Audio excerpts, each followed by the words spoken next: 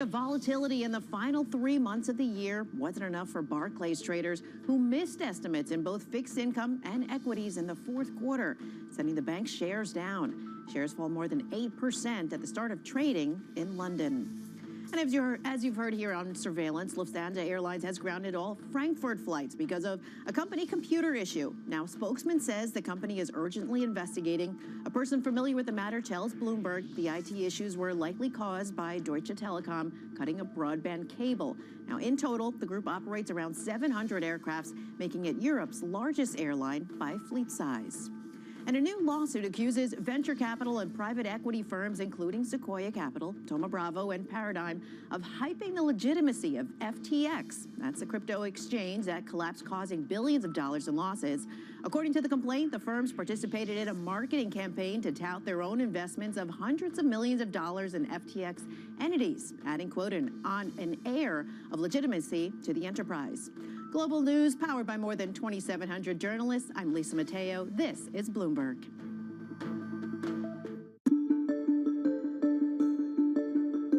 So many people recognize you because you have a very famous hairdo that I've asked you about before. But to some people, they may say, well, Ken, what happened? Where did that hairdo come from and where is it gone? Because right now it seems a little different than what I've seen before. Yeah, it's growing out a little bit, David, but COVID, you know, I ended up with hair going back down to my shoulder, and I finally realized that one of the things I had to do, I'm a very loyal person, and I used to have hair down to my waist in my college and my hippie days before that in Ann Arbor, Michigan, and I had it cut off in the summer of '75, and I've gone to the same person, now a grandmother many times over, who was a young gal cutting hair in Amherst, Massachusetts, and I still seek her out, and I finally just said to her, you know, COVID's enough of a change that I ought to be able to do something new. Bloomberg has enhanced search on the terminal to deliver what you need when you need it. Now, you can simply type phrases in everyday English in the command line. Compare financials. Find people. Analyze markets. You can enter phrases or ask questions. What do you want to know today? Ask a question or visit SearchGo to find answers now. When innovation strikes, Bloomberg Technology is there with the news and analysis you need. Every weekday, only on Bloomberg.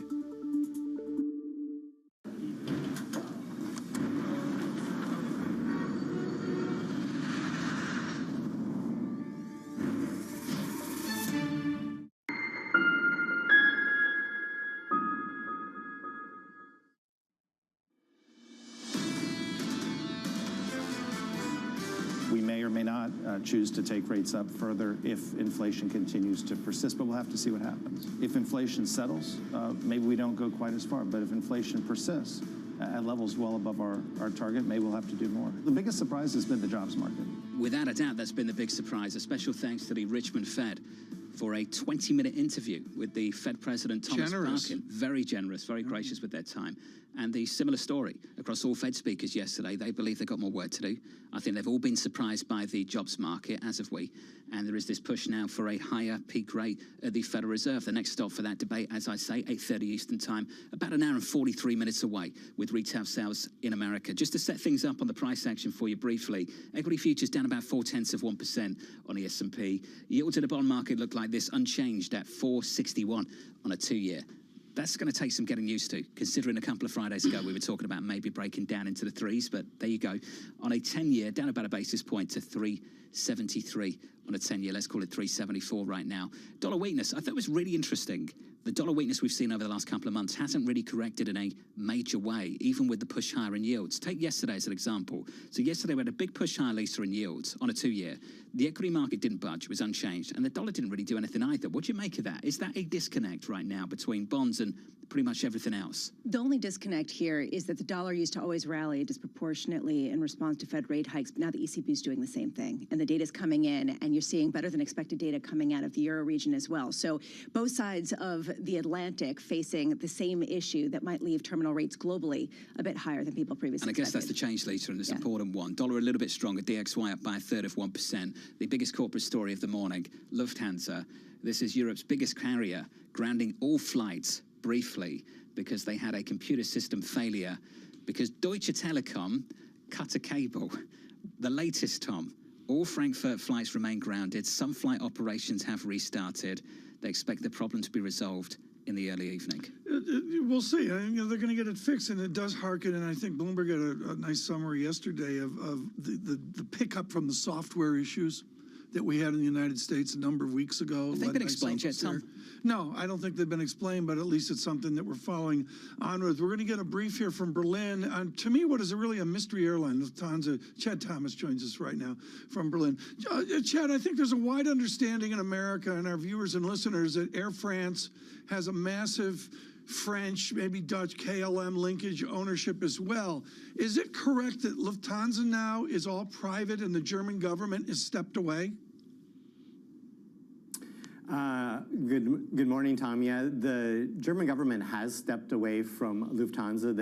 They of course had stepped into the airline during the pandemic, but they have paid back that money. Of course, what we've seen play out here today, this morning here in Germany, has been quite an eventful turn of events with this cable that was cut by, we've now learned, by the German National Railway. They were doing some work and they cut a Deutsche Telekom cable, which basically grounded the entire Lufthansa fleet. As a reminder, Lufthansa isn't just the Lufthansa brand, but it's Swiss and Brussels Airlines and Austrian as well. So this has really had an effect across air travel in Europe this entire morning. Chad, we've heard a lot about some of the strikes, some of the labor disputes within Lufthansa and beyond in the industrial complex in Germany, throughout Europe. Does that connect at all to this sort of tussle over power between labor and the employers? Well, this certainly adds to Lufthansa's woes, Lisa. They are dealing with a lot of labor unrest, as are many companies across Europe.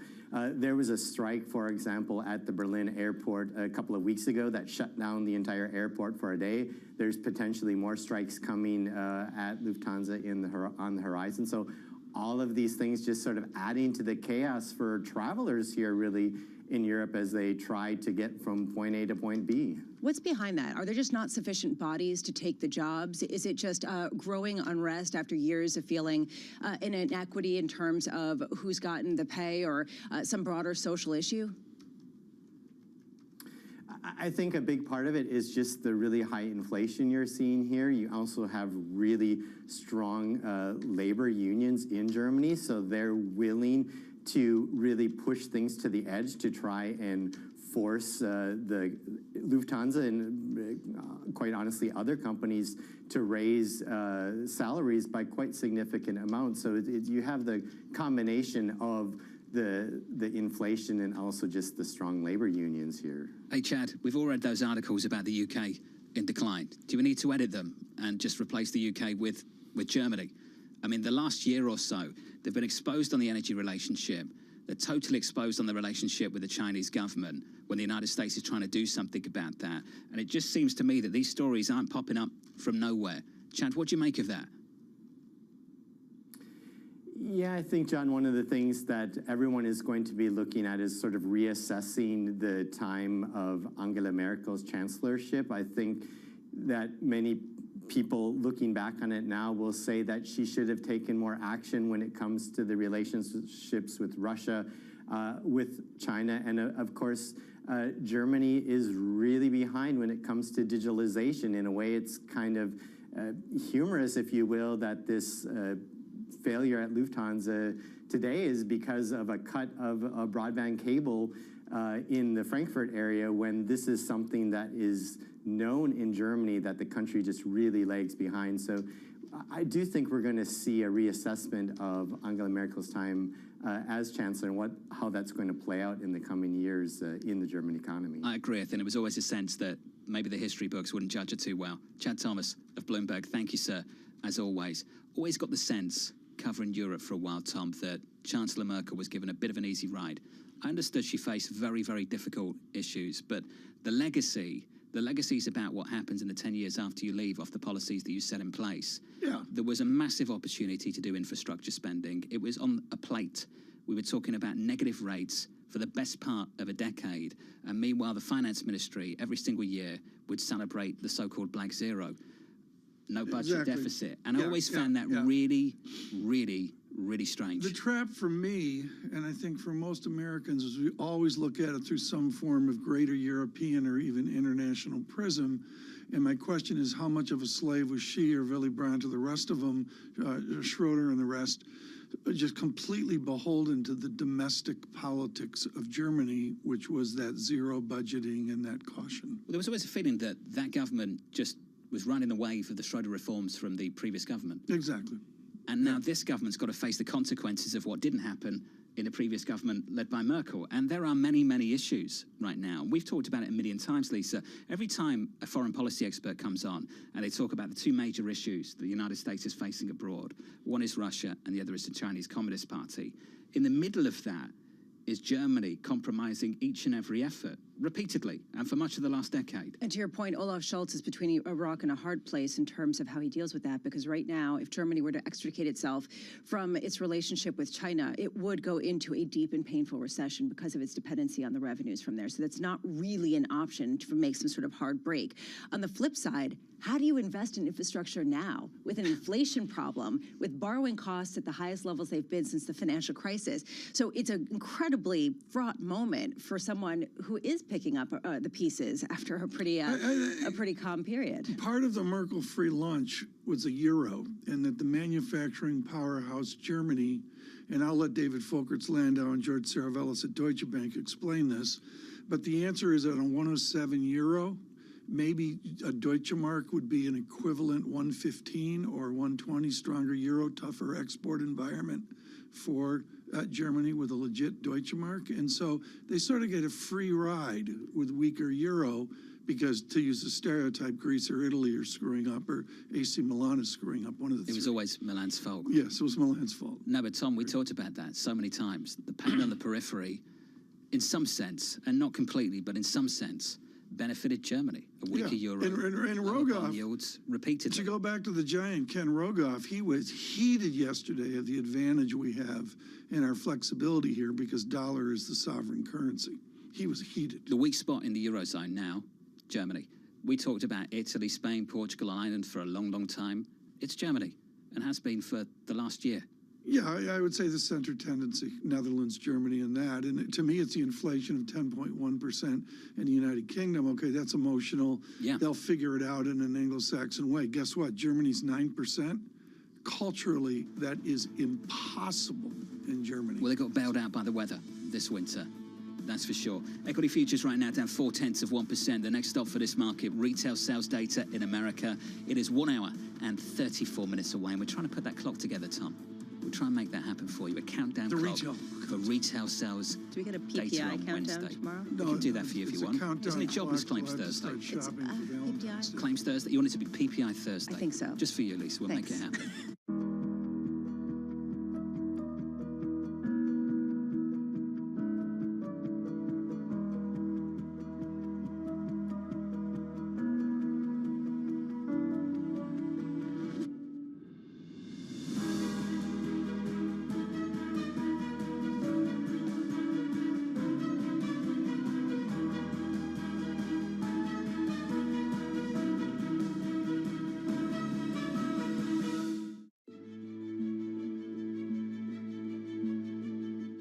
To name a couple of your babies. I don't know if I'm asking you to choose amongst your children, but you know, some of the most recognizable buildings by you, of course, the Millennium Bridge, London City Hall, the Reichstag, and the Great Court British Museum. What was your favorite project to do? The Reichstag does stand out because, first of all, it's an energy manifesto. So it transformed something that was dependent on fossil fuels. It uses all the technology to produce something which is essentially carbon neutral. And as a public building, that's a statement. It's a symbol of a city. It's a symbol of a nation. It incorporates works of art. It's recycling an existing building, which, as I mentioned earlier, is the ultimate in sustainability. If you can give a new life to a building, it also creates public space at the roof level. It's the most visited parliament in the world, so it puts the public above the politicians who are answerable to them. And that, of course, was made possible by the politicians. So it's a demonstration of democracy in action. The moment news breaks, no one covers the world like Bloomberg. The return to pragmatism is really that everybody's in line. The government, the enterprises, the people, in pushing this economy. It's like a cycle of renewal. Big tech layoffs rolling in. Spotify, the latest to tighten its belt, with plans to cut 6% of its employees. Is the economy unfolding as you thought it would? I think the economy is responding to work that the Federal Reserve is doing. Bloomberg, your global business authority.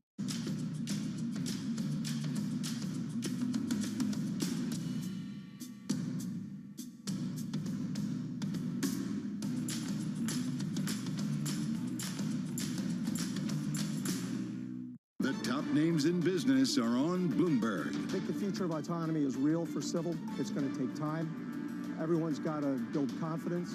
We need a certification process that we all have faith and believe in. As you may know, we have an application on an all-electric autonomous airplane we refer to as WISC. There's so much to learn, so much to do, but it is being done. Nobody covers business like Bloomberg, your global business authority.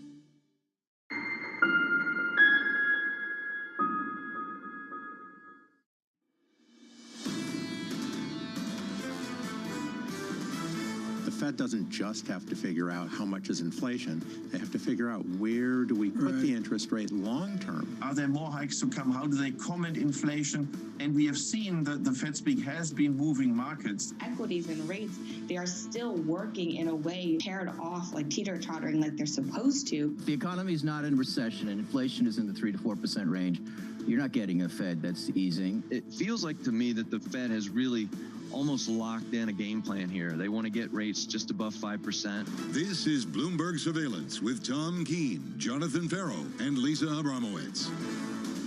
Retail sales data in America 90 minutes away. Live from New York City this morning. Good morning, good morning. For our audience worldwide, this is Bloomberg Surveillance on TV and radio. Alongside Tom Keene and Lisa Abramowitz, I'm Jonathan Ferro. Equity futures down 1/3% on the S&P. In yesterday's session, totally unchanged on the S&P 500, even in the face of much, much higher bond yields, Tom. Your 2-year through 460. I'm seeing across the zeitgeist this morning a lot of not looking at the market. And I think we have to look at the market as we go 90 minutes out to retail. I'm going to go right to 210 spread at negative 87 basis points. It seems like we've gotten a third of the way to 100 basis points in about 2 cups of coffee. I keep going back to that Neil Data line of Renaissance Macro. Turned around yesterday, Bramo, and he just said, forget high for longer. They need to get higher. And Deutsche Bank agreed. Matt Lazzetti taking a terminal rate over there now. Their estimate, 560. A lot of people agreed. You saw this pretty much across the board with Fed funds rates really repricing in terms of what's expected for later this year. The tension here is this time different? Can you get a no landing with an inverted yield curve that's the most inverted going back to the early 1980s? Can you get a soft landing or a no landing with a Fed that has to do that much more without us understanding the consequences? This, to me, is the question at a time when people are heralding some of the better economic data and saying it's still a green light to go into risk. Well, off the back of that question, Tom, you've got to answer this one. Do you believe in long and variable lags? Do you think we just haven't seen the damage yet from the policy move of the last year? First of all, we got to get the retail clock up. I mean, we got to get that's going to be a long and variable lag to 8:30. But to me, the long and variable lag is our data dependency, and I believe there's an inflation report before the March 22 Fed. There is. You get some more information. I'm sorry, that will be. It's more key than it was on Monday. That's how I'd put it. I'll bring in the full quote from Neil. After more than 400 basis points of hikes in the federal funds rate, all the Fed has to show for it is the S&P 500 15% off its lows, the unemployment rate at 3.4%, and underlying inflation still running hot. And Lisa, I go back to that question. Do you believe in long and variable lags, or do you just believe this Fed hasn't done enough? especially because by many metrics, financial conditions have eased to the easiest going back to early last year. I mean, this to me is the conundrum that Neil is really highlighting. They are not transmitting their policy through markets. Are they transmitting it through some of the other functioning, particularly with respect to the housing market? And is it enough? And a lot of people are saying no. Well, look at the home builders. They're up almost 60% from the lows of last year. The lows of last year were like in the summer, in the middle of the year. Exactly. Corporations adapt. I just randomly picked General Mills because we were talking Lucky Charms this morning. I don't know if they make them, but you know, like any consumer goes, like Coca-Cola yesterday. Revenue growth Q4 last year, 8.1%, modeling out 4%, maybe even 7% revenue growth. I mean, people, this OMG rates are going up is just dead wrong based on my ute. Did you eat Lucky Charms? No, I did not. I did not eat Lucky Charms, but other members of our every morning. Yeah, for a long time. Just sort of like running around the room afterwards. I would eat the oat part first and let the marshmallows sit there so they would really soak up and get nice. soft. Some strategic. It was strategic Lucky Charms eating. Some strategy. Yeah. No, I like that. We imported them once in the UK. I had them for breakfast once, and that didn't work out. And it never happened again. The box got put away, and I never saw it. You know, I think my mum told they don't make them anymore. Do you know how scarred my childhood was? Go on. I didn't know until I went to college that Raisin Bran could be eaten because we were told it was an adult cereal, so we wouldn't eat it. I kid you not. It was just for adults. It was just for adults. You can't have a Raisin Bran. Wasn't it marketed just towards adults? I think it was. It wasn't for kids. It was a scarred. It was just for adults. You can tell us more about it. We'll do a therapy session, Tom, yeah. in the next news conference at the Fed. Futures right now, down a third of 1% on the S&P. Let's whip through it for you. Yields higher in yesterday's session, particularly at the front end of the bond yield curve. We're looking at yields right now unchanged, Lisa. On a 10-year, let's call it 375. What we're watching today is really in 90 minutes time that January U.S. retail sales coming out at 8:30 a.m. The expectation is for a month-over-month increase of 2%. And basically, this is strength that is on a real basis. Will it really move the needle since it is largely expected? This is the question heading into tomorrow's PPI and jobless claims. 11 a.m., former UN Ambassador Nikki Haley is speaking perhaps again about her presidential bid, which was officially announced, I guess, yesterday, but now discussed in Charleston, South Carolina. We'll be talking all about that coming up on the show. And at 2 p.m., we get the Congressional Budget Office issuing a budget and debt limit forecast. And John, we haven't talked about this a lot, but I actually think it's going to be important. If they tell you the deadline is June, people will say, great, I don't have to think about it until May, basically 15th. Or June. Or June. That's basically my takeaway. Do you want the good news? The clock is up. 1 hour, 24 minutes and 40 seconds away from retail sales in America. Oh, that was this for. I there thought we that go. was for me to start shopping to catch up on Valentine's Day. Oh, there we go. I thought that's what Roses the clock on was sale. for. Love that. By saying I did listen to Neil and Torsten as well, and I think that there are some good points that they're making. Obviously, so far that the data that we've seen from the services side of the economy has been strong, labor markets especially.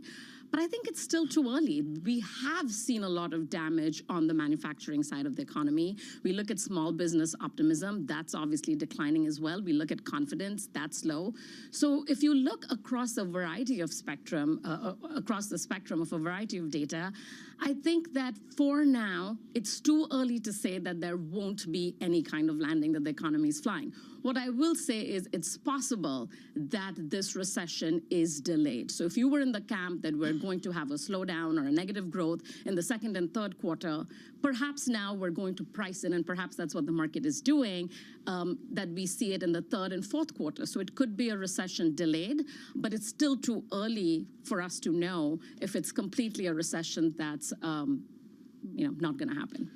You got to respect someone who quotes Miles Davis within their research note. That's always a good thing. You talk about the blue mood to come, and you talk about the fake out from this warm weather to the consumer, and I'm going to go right to my childhood, which was blizzards in March. The blizzard is coming in March of 2023. Can you predict it, or is it just out there?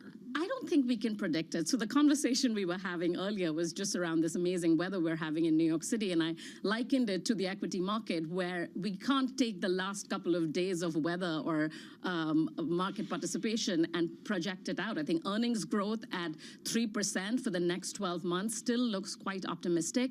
We were talking earlier about this long and variable lag of monetary policy. We're still going to get at least 2 more rate hikes from the Fed. Inflation, obviously, we saw yesterday remains sticky.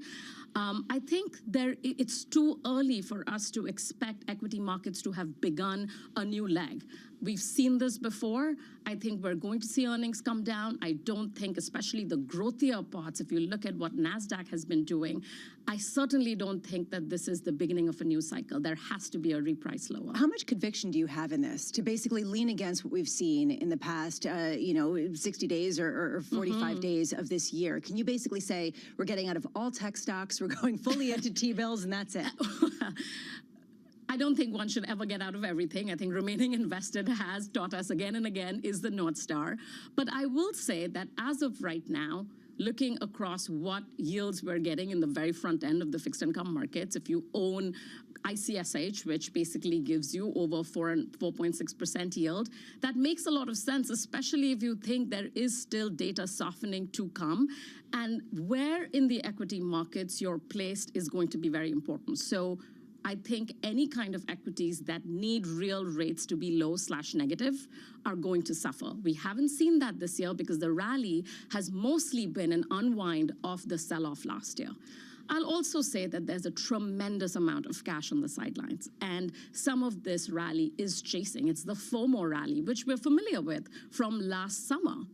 And the money that's on the sidelines chasing the equity market, especially the growthier parts of the equity market that did so poorly, there has to be a reckoning of some sort. So I say stick to high quality fixed income for now. Think about bonds as regaining some of their ballast, especially as we see over 375 in 10-year treasuries, and stay invested, but perhaps in the value parts of the market. Just real quick here, as I was sitting last night, just worrying, because that's what I like to do, I was thinking about this rush into cash and the disruption, Tom just can't get over that, of possible debt ceiling debate.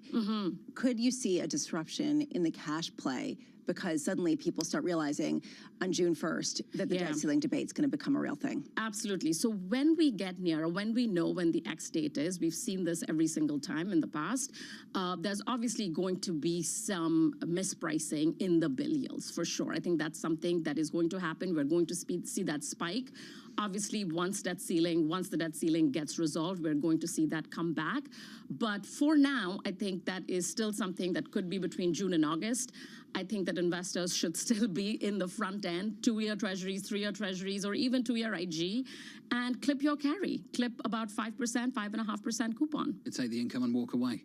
Yeah. Make it easy. You get paid to wait. Dan Scally said the same thing over at Morgan Stanley this week, Tom. You get paid to wait. Yeah, I'm hearing that, and there's some real validity to that. There's, Reminiscence of a Stock Operator, which is a classic book everyone should read every 5 years so they don't lose money.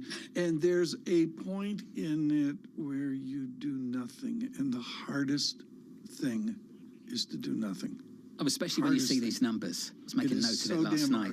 United up 33%, American Airlines up 32%, Delta up more than 17%. You look at Meta up almost 50%, Tesla up 70%, Apple up almost 20%. They're year-to-date moves, year-to-date. Well, yeah, it's hard to sit that out because someone's saying get 5%, lock it in for 2 years, and you see these moves playing out. Retail or institutional, Gargi, and I'm sorry, to me it's really, really hard to do nothing. Well, it's not doing nothing. It's just not getting bullied by the rally that we've seen so far in the markets and doing something as a result of that. So if the fundamentals make sense to you, if looking at tech and it trading 45% above its 10-year average on PE, if that makes sense to you fundamentally in a positive 2% real rate environment, then absolutely do something. It just doesn't make that much sense to me. But I think fixed income markets obviously make a lot more sense. We've talked about bonds being back as a ballast in your portfolio. That's where you should be allocating. Hey, Gargi, thank you. Great to have you in the studio as well. Let's do this again soon. Gargi Chaudhry there of BlackRock. Futures down 0.2% from New York. Retail sales 1 hour, 17 minutes and 45 seconds away. Keeping you up to date with news from around the world. With the first word, I'm Lisa Mateo. Turkish stocks soared on their return from a week-long suspension after authorities threw their full weight behind investors. The Borsa Istanbul 100 index rose, outperforming all other major world markets, and is headed for the biggest single-day advance since 2008. Turkish authorities suspended trading on February 8th and canceled trades made that day after 2 earthquakes hit parts of Turkey and Syria, killing more than 40,000 people. Scottish First Minister Nicola Sturgeon resigned after more than 8 years as head of the country's government and independence movement. Sturgeon has headed the semi-autonomous administration in Edinburgh since 2014. The decision to step down comes after an unusually turbulent time for Sturgeon and leaves her Scottish National Party and the independence campaign looking for a new figurehead without a clear roadmap.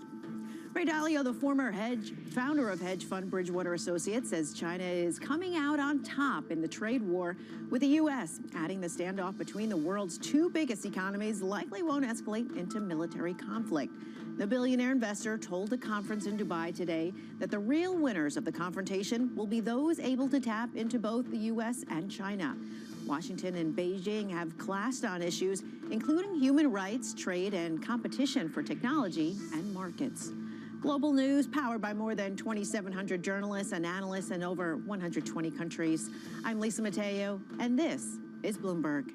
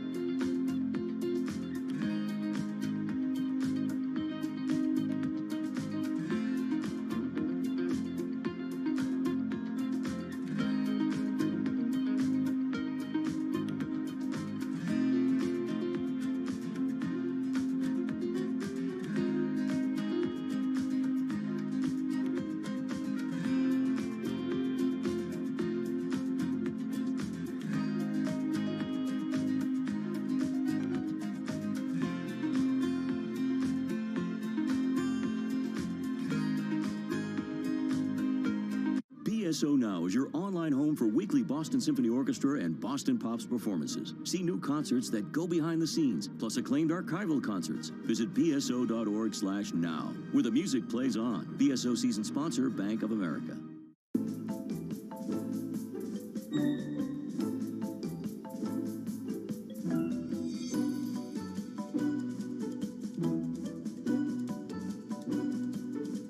Chairman of the Federal Reserve is obviously an important job. What do you do to relieve the stress other than interviews like this? As you know, I like to ride my bike. I say, is that safe, riding a bike? It's safe if you stay on the bike. Markets count down in Europe. From the financial centers of the world, Bloomberg Markets European Close with Guy Johnson in London and Alex Steele in New York. Real-time numbers, real-time analysis. Weekdays.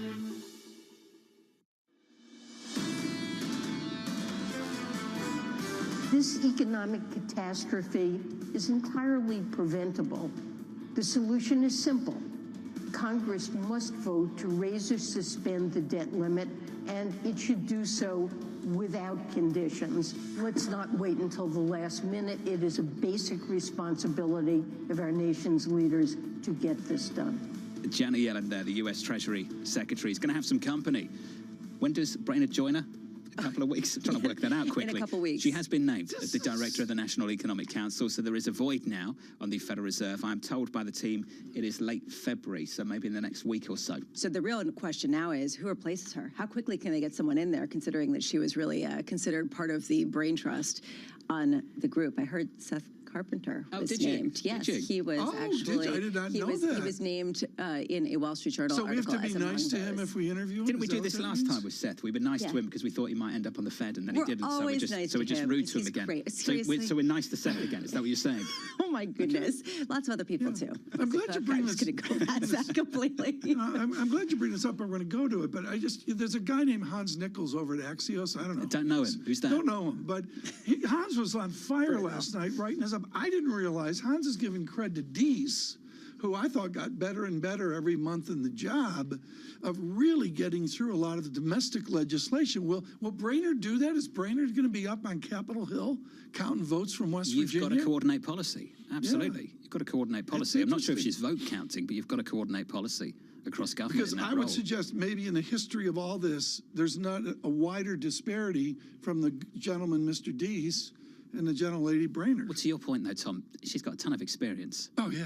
In Washington and government, in Treasury over, what, like 20 years? A 20-year span? Oh no. In Washington? Oh, no. Longer? Yeah. 25. Yeah. I mean, she, coming out of MIT. Not going to be new to it. The surprise for me is it just happened very quickly. I'm not surprised it's Lael Brainerd. We saw her linked with the Treasury job when Biden got into the White House. So this is totally unsurprising, but it's happened very quickly. And it happens at a pivotal point for the Federal Reserve, and that I think is really an important point. I do think, though, speaking to Brian Deese and his domestic prowess, she will bring the international prowess, this sort of question about international trade and policy and how that dovetails into the U.S. economy. Should we get a wrap of the markets quickly, Tom? Yes, please. Excuse me, quickly. lost my head there. I was distracted by the retail clock, 1 hour, 11 minutes, 25 seconds till I start my Valentine's Day shopping. Love that. Thank you. Are the roses on sale yet? Yeah.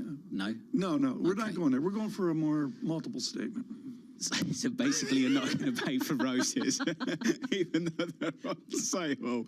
Okay, futures down 0.2 on the S&P. Yields unchanged at 375 on a 2-year. I'll make this brief. Your 2-year yield this morning through 460 again after getting that print yesterday, 462. Are you telling me that's what you do on Valentine's Day? I don't know what I do. You get them to take the roses out to make the whole thing cheaper?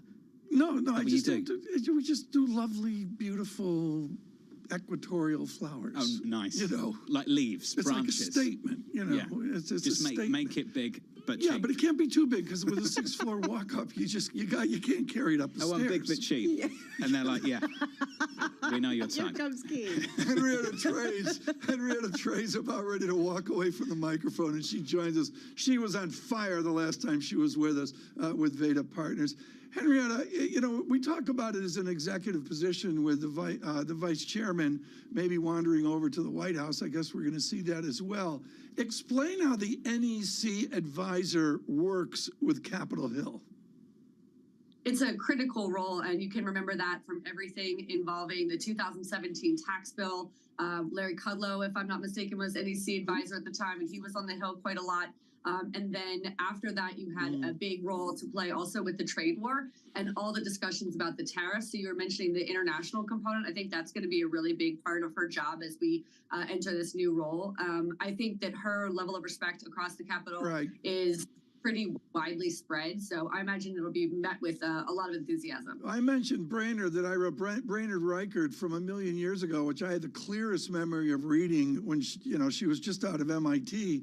And the basic idea is she was looking and studying American multinationals and the trade and labor dynamics. In your world, is it still like the 80s or the 90s where we're worried about losing jobs to China, or is that history?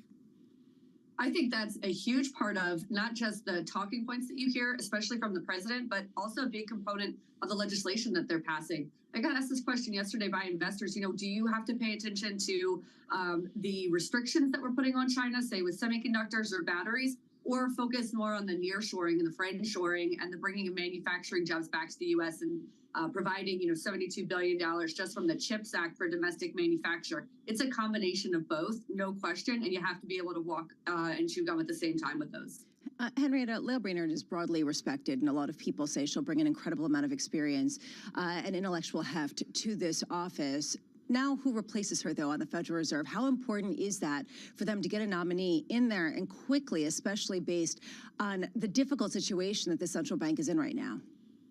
I think it's the key question. It's going to take a while, I imagine. You have to think of the whole legislative agenda items right now. There's really nothing until the debt ceiling, the farm bill, and the continuing resolution, which I believe will be a September event, late September event.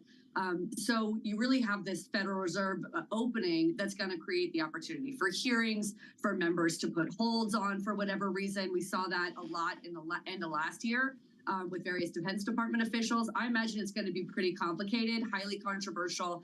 Republicans are going to have a lot of reason to find opposition and flaws with whomever the candidate is. And that'll probably lead President Biden to tack to the center as much as possible. He obviously is very experienced when it comes to getting nominees through. He's got great Sherpas, and I imagine this will be a pretty heavy lift no matter who they try to get in there. And all the Republican presidential candidates are now coming out of the woodwork. People are going to have a lot to say about whomever it is. So given the fact that this is going to be a challenge, and this comes after what happened in 2021 when Fed Chair Jay Powell wasn't renominated, and that some people say that's the reason why, perhaps he delayed the decision to start raising rates. What does that say about the importance of Lael Brainard's role, about why Joe Biden thought that it was so important to pick her, of all people, to lead this position? It's going to, I mean, they're already, it's obvious that there's going to be a huge gap at the Fed as a result of this change and, job shift. But, the short version is, the question is Treasury Secretary Yellen going to stay on for very long? Is it helpful to have her in a position to migrate over there afterwards? I think that's already where the questions have landed. And, I think we've discussed this in the past. I know y'all certainly have the speculation about who will replace Yellen has been going on for a year and a half at least. So I think that's probably already a part of the dialogue as well. Henrietta, do you think Secretary Yellen has been misused, put to one side by this administration? I paid so much attention to the global minimum tax when it was going on. That was such a huge coup that she worked on in association with Commerce, with USTR. And then you see the consistent narrative she's had that's going to give her a lot of gravitas going into this debt ceiling debate, which we need all of. One of the things I like about the clip that you just aired is that she speaks about suspension and raising the debt ceiling in the same sentence every time she talks about it. That's going to be pivotal to actually getting the debt ceiling hiked. My expectation is that we get a suspension. House Republicans, even the 20 most far-right Republicans, are already talking about their willingness to suspend the debt ceiling. It's a benefit to investors because it will push out the X date for a debt ceiling deadline, and Treasury can backfill its coffers and start with extraordinary measures under a suspension scenario. But the negative is that the House Republican Conference and the Senate even could agree to these really short-term suspensions. Right. But I do like that he's mentioning it a lot and in the same sentence as a hike, and is not delineating between the two because they are functionally the same. We'll see how prominent that role is in those discussions in the year to come. Henrietta, thank you. Henrietta Trace there of Vader Partners. Tom, just a feeling that she's been isolated, frozen out. I've seen several reports on that. We've got communications here. As John was asking that question, I said, good question. I think you're absolutely dead on. And I'm going to blame her a little bit. Why? She's a extremely competent, venerable economist. And the Treasury Department, I'll go back to John Connally with JFK in that terrible car in 1963. But in my childhood, Treasury wasn't framed by Andrew Mellon. It was framed by John Connally and people forward from there who were business types like Mr. Mnuchin. And Yellen doesn't fit central casting Secretary of Treasury. We'll pick up on that conversation a little bit later. We'll talk to Kathy Jones and Charles Schwab. The latest from Steve Englander over at Standard Chartered. He was looking for a pause from this Fed in March. He's not looking for that pause any longer. We now expect 25 basis point hikes in March and May. They were flat previously. They think the Fed peaks at 525. They're playing catch up. First, it was Alan Zentner and Morgan Stanley looking for a pause. No more. Steve Englander looking for a pause. No more. The data seems to change everything. Retail sales 1 hour and 4 minutes away. Nice.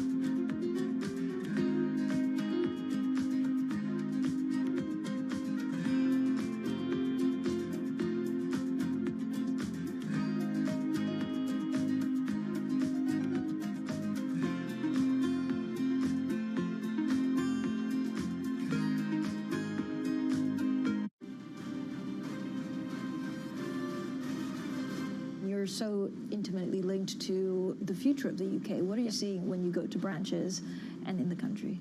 Yeah, we're seeing a lot of anxiety at the moment. I think the recovery from the pandemic has been and is continuing to be very strong. So I think we're seeing the economy recover.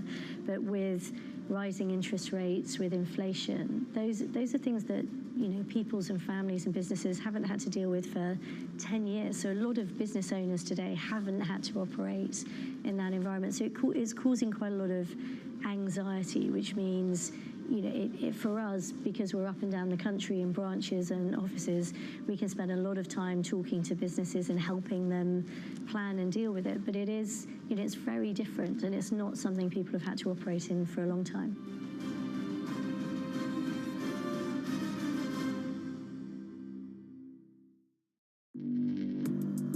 Access the financial world on demand.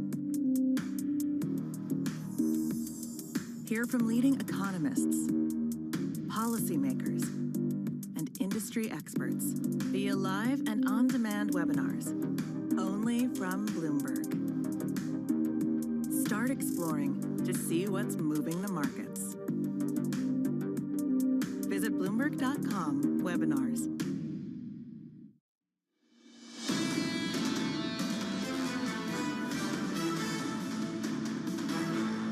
Equities look a little something like this on the S&P 500. Softer, lighter, lower, negative. Down a little bit by a couple of tenths of 1%. We're down 0.2%. 1 hour, 15 seconds away from the retail sales report in America. Enjoying this, Tom. The Nasdaq down 0.2% also. Unchanged on the S&P 500 yesterday. Even in the face of this, yields higher on a 2-year by what? 10 basis points or something like that. 10 or 11 at the front end. 462.24.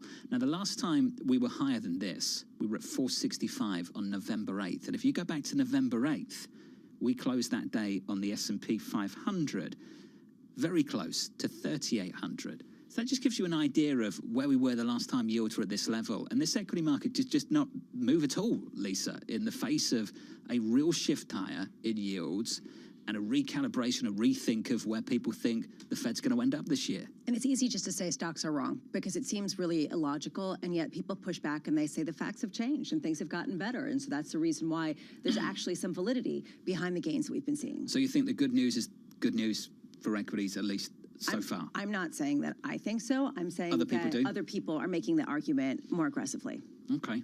Well, it's been a big year-to-date gain, that's for sure. It's just been led by tech with high yields, and it's a head-scratcher for a lot of people. A lot of people. I'm really struggling with that. But right now, let's take a look at some of the stocks that I've been focusing on. Airbnb, we're talking about road trips. We're always going on road trips, evidently. A lot of people are going on road trips. Airbnb is doing really well and actually saw about 20% of bookings in the fourth quarter. And they expect it to be about the same in the first quarter. Just shocking. Those shares have been up about 40% so far this year, adding about almost 10% to that in pre-market trading. TripAdvisor seeing the same kind of move both year to date and today with similar types of expectations. But yes, Tom, not only are people booking more, but it's international. That's where people are going. Oh, that's why the airlines are flying. Year to date, these moves are just phenomenal. Talking like 30% moves year to date on some of the airline names. It happened really early in the year. We're all looking at pricing. I looked at a pricing of a London hotel, and I was shocked. I was absolutely thunderstruck. Oh, it's real money. It's like up 60% from what I remember. Some of the flights. Yeah. Well, ridiculous. One other stock that I was looking at, Taiwan Semiconductor Manufacturing Company. Did you see this? Warren Buffett took a stake in this company that was pretty significant a couple of months ago, and then he sold all of it, or 86% of it, in the most recent filing, which is very unusual for Warren Buffett, who's a buy and hold investor. So a lot of people are thinking maybe he knows something, and the shares are lower. I take issue with this. Is it Warren Buffett selling, or is it his team selling? Does he have anything to do with the selling? Is he directly involved in this? I don't know. I'm just bringing it up. These 13F filings, right? You know, we don't say Larry Fink sold. You know, we know that it's BlackRock, but is it Mr. Buffet selling? Is the cult of personality changing with succession ideas? I don't know. That's another question, but I'm not going to get into that one. I don't know. I hate that question, though. Do they know something we don't know? Yes. do they know something we don't? You know, further stocks. It's like the Fed, isn't it? You know, the Federal Reserve. It's like, yeah, they always know something. He sounded cautious. Do they know something we don't know? Yeah. I mean, based on their performance the last couple of years, they don't know anything. Well, I think that a lot of people are agreeing with you, and they're pushing back against that. Fed officials pushing for more rate hikes. That's the story of the last 24 hours. The Dallas Fed President, Lori Logan, saying this: "We must remain prepared to continue rate increases for a longer period than previously anticipated, if such a path is necessary to respond to changes in the economic outlook or to offset any undesired easing in conditions." Interesting line. Kathy Jones of Charles Schwab looking for high yields off the back of some of this. It's likely that yields for bonds with 2 to 5 year maturities will continue to move higher on the shift in expectations about the path, Tom, of Fed policy, and that is precisely what we've seen in the last couple of weeks. Triangulate it with Bloomberg Financial Conditions Index 0.42. It's really gone nowhere off of what we saw yesterday in the 2-10 spread. Round it down at negative 88 basis points, a remarkable moment in fixed income. She's chief fixed income strategist at Schwab. Kathy Jones joins us this morning. Kathy, in your note, you talk about something Fabozzi talks about, which is the shift in the yield continuum along maturity, along duration, the shift now. Where are you shifting and where to be in fixed income given the stewed out? Do you go to the belly of the curve as many people are talking? Are you brave and go out? Or are you short, short, short? Yeah, we've moved gradually towards the intermediate part of the curve. So through the belly of the curve, we're starting to move out a bit. If we get back close to 4% on the 10-year, we'll move out a little bit further at that stage of the game. And, you know, as I put in the note, I think that the issue was that the market had gotten too far ahead of itself in pricing Fed rate cuts and not keeping up with where the Fed was, and we had that term premium had really fallen. And part of that was also, I think, due to lower volatility in general. So we were mispriced, I think, for the path of Fed policy. And now I think we're getting back to a more realistic level. We still see inflation slowing down. We still see yields coming down long term, but the market just got way ahead of itself. And John, this is like active passive in equity markets. When you get active in bond markets, most of that talk is along the continuum, and that's where this word shift comes in. We've seen a real shift in the last couple of weeks at least. So Kathy, based on what you've seen so far, this backup in yields, that's a buy for you? Yeah, I mean, it's not quite as far as we'd like it to go. We'd like to see maybe 385, close to 4% on the 10-year if we can get there. And I think we might, given the vehemence that we're hearing from the Fed about hiking rates, and the fact that I think the market has been a little bit too optimistic about rate cuts at the end of the year.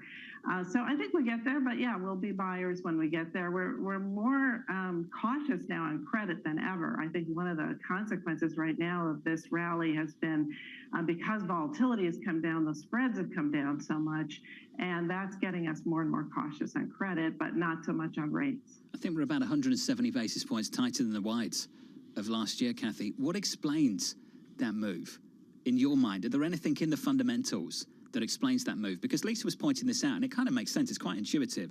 If you think we're going to get a higher terminal rate in 2023 because the data is just good and you have to push out the recession call, isn't that a backdrop where high yield credit should perform well?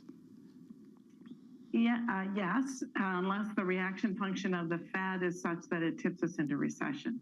So I see that in high yield, you've had a lot of companies termed out their debt, so the rise in rates in the near term isn't affecting them. And we did see a big drop in volatility, and, you know, high yield tends to move with equity. So you get lower volatility, a better equity market, you're going to get those spreads coming in. I think what we're seeing, though, is as we get towards the end of the year and into next year, that increase in volatility from here is more likely as the Fed continues to hike. And we're seeing things like the senior loan officers tightening credit. That survey, I think, showed 41% tightening credit at this stage of the game. That's a pretty serious indicator that's sort of adverse for high yield. So yeah, they can term out the debt, they can keep going for a while, but Ultimately, the cycle is going to be, I think, difficult, and we'll start to see default rates come up at the end of the year and into next year, and the market's just not priced for it. A lot of people used to think of the high-yield bond market as sort of the canary in the coal mine to tell you when there's going to be trouble. And a lot of stock analysts have come on this show and they've said, we actually like equities because credit spreads are also tight. So the credit market is actually confirming our view. Are you saying that credit no longer operates as that canary in the coal mine and is basically trading in tandem with equities and is subject to the same data and the same disruptions? I wouldn't say it's the same data. I think they're highly correlated, so they are going to move together. But I think that what's happened in this cycle is that there was a lot of runway for high yield issuers, and there was a lot of easy conditions. What we're seeing is those conditions are changing. So I wouldn't be relying, if I don't do equities, fortunately, for me, but I wouldn't be relying on the high yield market to support my equity position at this stage of the game. I'm not sure it's confirming so much as it's using the same dynamic. But again, we get into the end of the year, we get some more rate hikes from the Fed. We're seeing a slowdown in nominal GDP, tightening in credit availability. Those are not good things for high yield. But we could do this without necessarily seeing a default rate pick up substantially. I mean, we are seeing it take up certainly among certain leveraged loans and other specific CCC rated bonds. But this is sort of the conundrum. People have termed out their debt. Companies are in a better position. Why is that now not a counter argument being bearish on an asset class that based on the past 10 years is still offering quite a bit of yield? It's offering a lot of yield, but not relative to what you can get in safer assets. So yeah, they've turned out that it means a default rate will only tick up probably slowly. Maybe it'll peak out at a lower level in this cycle than it has in the past. That's all good news, but when you're priced where we are in spreads today, it doesn't give you any compensation for any of that risk. So I just think it's a very complacent market right now, and it doesn't provide enough risk premium. Even though the nominal yield is high relative to what you can get just sitting in cash, it's not that great. Kathy, run before Tom spots the piano behind you. It's good to catch up. As always, Kathy Judge, thank you. Charles Schwab, Kathy, love it, thank you. Your bond market, 2s versus 10s, negative 87 basis points. David Rosenberg, good friend of this program, often listens, and thank you for that, David, puts this out on Twitter. The yield curve leads the economic cycle with a classic lag of just over a year. It inverted last summer. For him, that means Q2 and Q3, Tom, have a bullseye on their foreheads. That from David just moments ago. You know how much I worship his parsing of inflation. We had him on yesterday in the 9 o'clock hour, and he was absolutely heated, and he went classic Rosenberg, John. He went to goods inflation. I did a very careful study today of that pre-pandemic goods inflation, and the running rate is near 0%. It's 0.25%. Pretty careful study. We've gone from 11% inflation on goods all the way back to 1.44%. We're moving towards where trend was, even as we worry about the service space. The range of views out there at the moment is just amazing. Oh, it's stunning. It's going to be incredible, Lisa. Someone's going to be very, very wrong about this year. Either you don't think the Fed's done enough and they need to do a whole lot more, or you think they've done too much already. And that's a pretty wide range of outcomes. And if you take it even a step further, and the bigger idea here, that the Fed could raise rates to 5% or even potentially 6% and not cause a recession, not cause some sort of financial accident. Can I bring something up that I just wish we had the courage to do? What if we said no? It doesn't matter. I'm going to do it anyway. Very obvious. There's times where we watch baseball and the umps are blind, and it's usually like 3 or 4 umps in baseball. It's not like they're all really good. Sure. You have in England 2 guys that have been thrown out of this stupid VAR thing because of their calls last weekend. That's brilliant. Oh, you think it's good they got chucked out and got punished? Yes, they completely screwed up, Does that not happen? No, it doesn't happen. No. Do you have the VAR in baseball? We have at first base. We do, because it's such a tight play, and there I approve of it because there's often they get it wrong. I like how rugby does it. Rugby will put a microphone on the referee, on the official, and as they look back over the video, the referee will then explain the decision on the microphone for the whole crowd to Arsenal, Man City, John, which is it? Arsenal, Man City. Come on, John. You want me to choose a team? Please. Lisa, which is it? Arsenal. I have no clue. I think Man City need to bounce back and put in a performance, and I think this might be their moment. So let's see. There we go. And Haaland needs to get something done. He's a man under pressure. As a hack, he's doing nothing. And that's a problem for the team. So we'll see. I mean, look, what do I know? Are you choosing Arsenal? Yeah. John, okay. You know more than we know. I thought you were a Liverpool fan at home. No, Bramo's in. She's like, No, it's like game on. at home, but I like the Gunners. You like the Gunners? Yeah. Who are the Gunners? Arsenal. They're meant to be your enemy. Oh, for goodness sake. Still trying. 10 years plus. This is Bloomberg. Got to make that apology for him again, Jonathan. Keeping you up to date with news from around the world. With the first word, I'm Lisa Mateo. Well, China warned today that it will retaliate against the U.S. over violations of its sovereignty, potentially escalating a lingering dispute, just as both nations' foreign ministers plan to attend a security conference in Germany. China's foreign ministry spokesman claims a Chinese balloon downed by a U.S. jet had inadvertently floated over the country after being blown off course. China insists that the balloon was a weather monitoring device. Chinese pensioners returned to the streets of Wuhan to protest changes to their medical benefits. Photos and videos show a large group of people gathered under an overpass, singing and chanting while rows of police stand by. Bloomberg wasn't able to independently verify the videos. The developments come after protests against pandemic lockdowns swept through China in November. The International Energy Agency boosted forecasts for global oil demand as China reopens its economy. The agency raised estimates by 500,000 barrels a day for the first quarter and by just under half as much for the year. That would push world consumption to climb by 2 million barrels a day this year. Global news powered by more than 2,700 journalists and analysts in over 120 countries. I'm Lisa Mateo, and this is Bloomberg.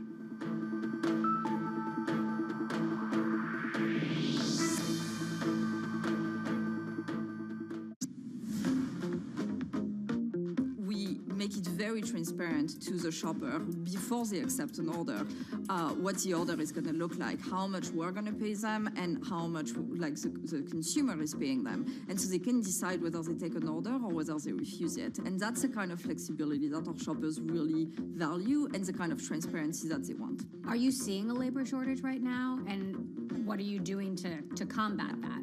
It's different in different places. Our demographic of shoppers is completely different from food delivery and ride sharing. We're 70% women and half of them are moms. And that's because a lot of the job at Instacart is very different than just being in a car with strangers.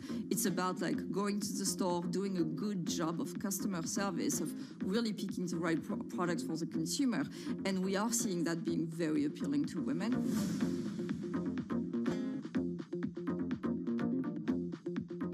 Bloomberg has enhanced search on the terminal to deliver what you need when you need it.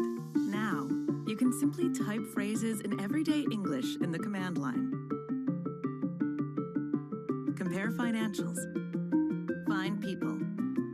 Analyze markets. You can enter phrases or ask questions. What do you want to know today? Ask a question or visit SearchGo to find answers now. From the world of politics to the world of business, Balance of Power with David Weston brings you news, analysis, and insight from and about politics power players. Balance of Power, weekdays on Bloomberg. This is Bloomberg Daybreak with Lee. On Bloomberg Radio. Welcome to Daybreak Australia. This is Count Under the Close. Welcome to Bloomberg Crypto.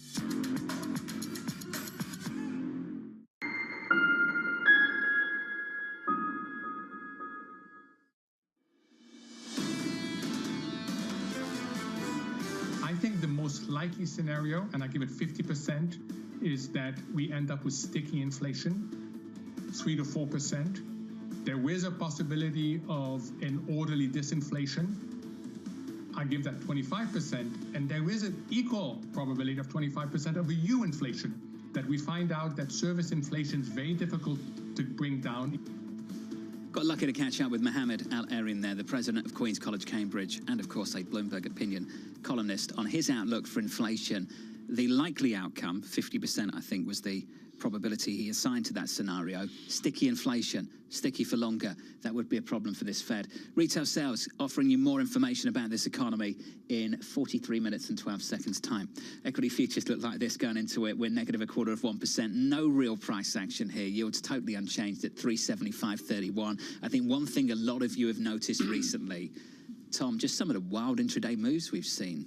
From the lows to the highs and all over the place. It's been kind of crazy. I thought the price action yesterday, Lisa, off the back of the CPI print was kind of nuts too. It looked like a yo-yo. It looked like somebody was just like ding, ding, ding, ding, ding, playing a game. And honestly, you just wonder, not to blame the algos, but how much of this is really some sort of, I don't know, programmatic trading, because who trades off of these kinds of Can you do that sound again? Because I'm going to cut that and then use it at the opening bell. Ding, ding. That's just great. Do you like that, Tom?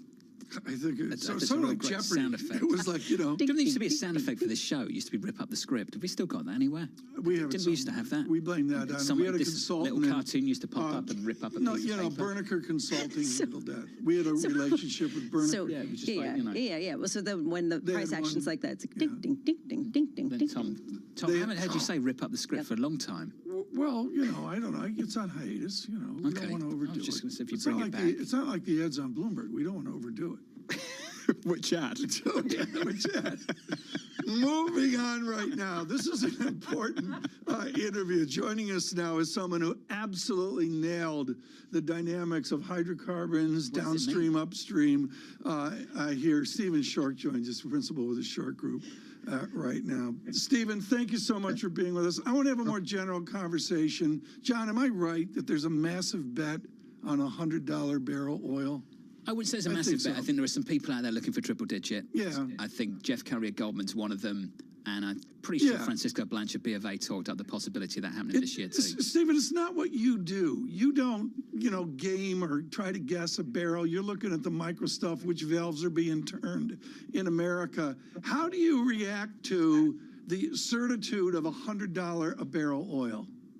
Right now, I'm not there, Tom, quite yet. Through the first 6 months of this year, we do a lot of algo, a lot of quantitative modeling here with regard to price forecasting. Right now, for the third quarter coming into this, for the first quarter coming into this year, we had the meeting of our outputs on the high end at $91 a barrel. When we go and look to the start of the summer, that mean jumps to, I'm just looking at my notes here, at $96 a barrel. And there is a potential of $100 a barrel at some point this summer.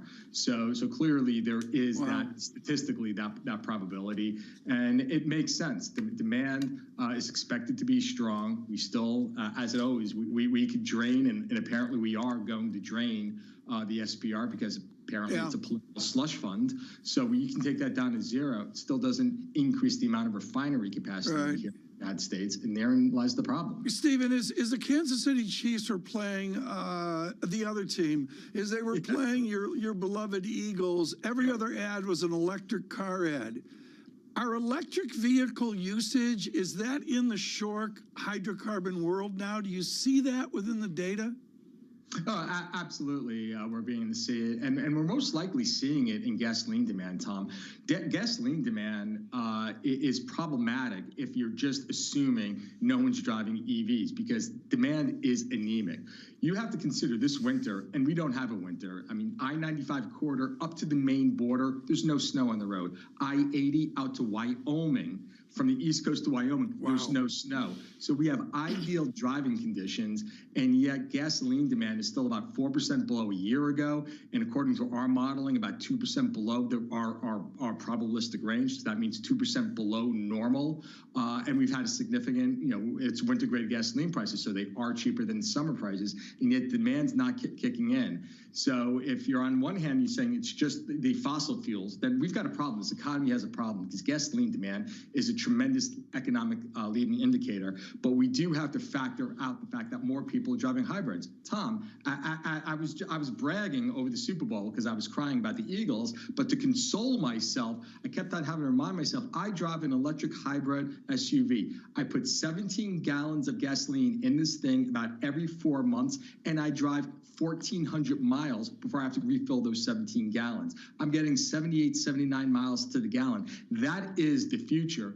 Unfortunately, we're in the EV world where it's a zero-sum game. EVs are great, but they're certainly no panacea, and they're certainly not great for the environment. Stephen, and we can build on that point.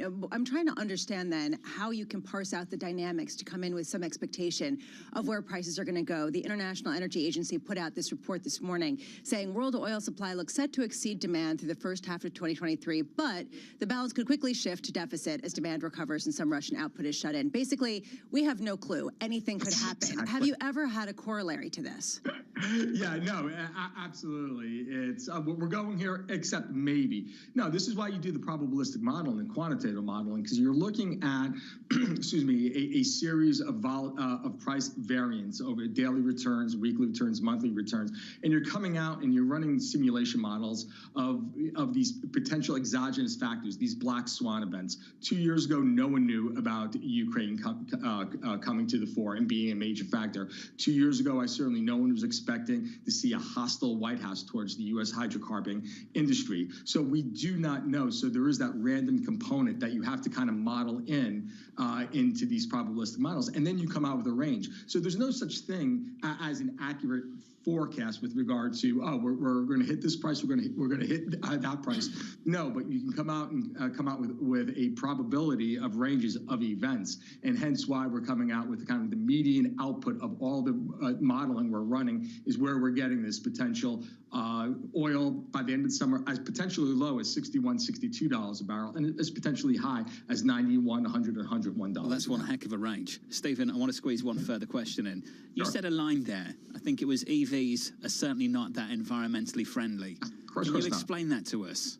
Yeah, I mean, just look what's happening in California right now. We're at the first life cycle ending of those solar panels. California never had a plan to dispose of those solar panels. So now all the heavy metal, those solar panels are sitting in dumps with the potential of all the heavy metals in there leaking out into the environment. And now when you factor in the fact that EVs are such a small percentage of the global market, when we talk about the amount of earth, and we're talking about something about the size of the state of Arizona and Nevada, just here in the United States, to state our demand, the amount of earth you're going to have to rip up to get to these heavy metals. So we're ripping up China, we're going to rip up the Congo, which we already are. We're going to rip up Argentina to get to the cobalt there. When we have to rip up that earth, it will make 120, 130 years of coal mining and oil drilling look like a pinprick of the amount of environmental degradation we're going to have to do to get those virtue signaling heavy metals into that EV battery. Stephen, why aren't we having that conversation more?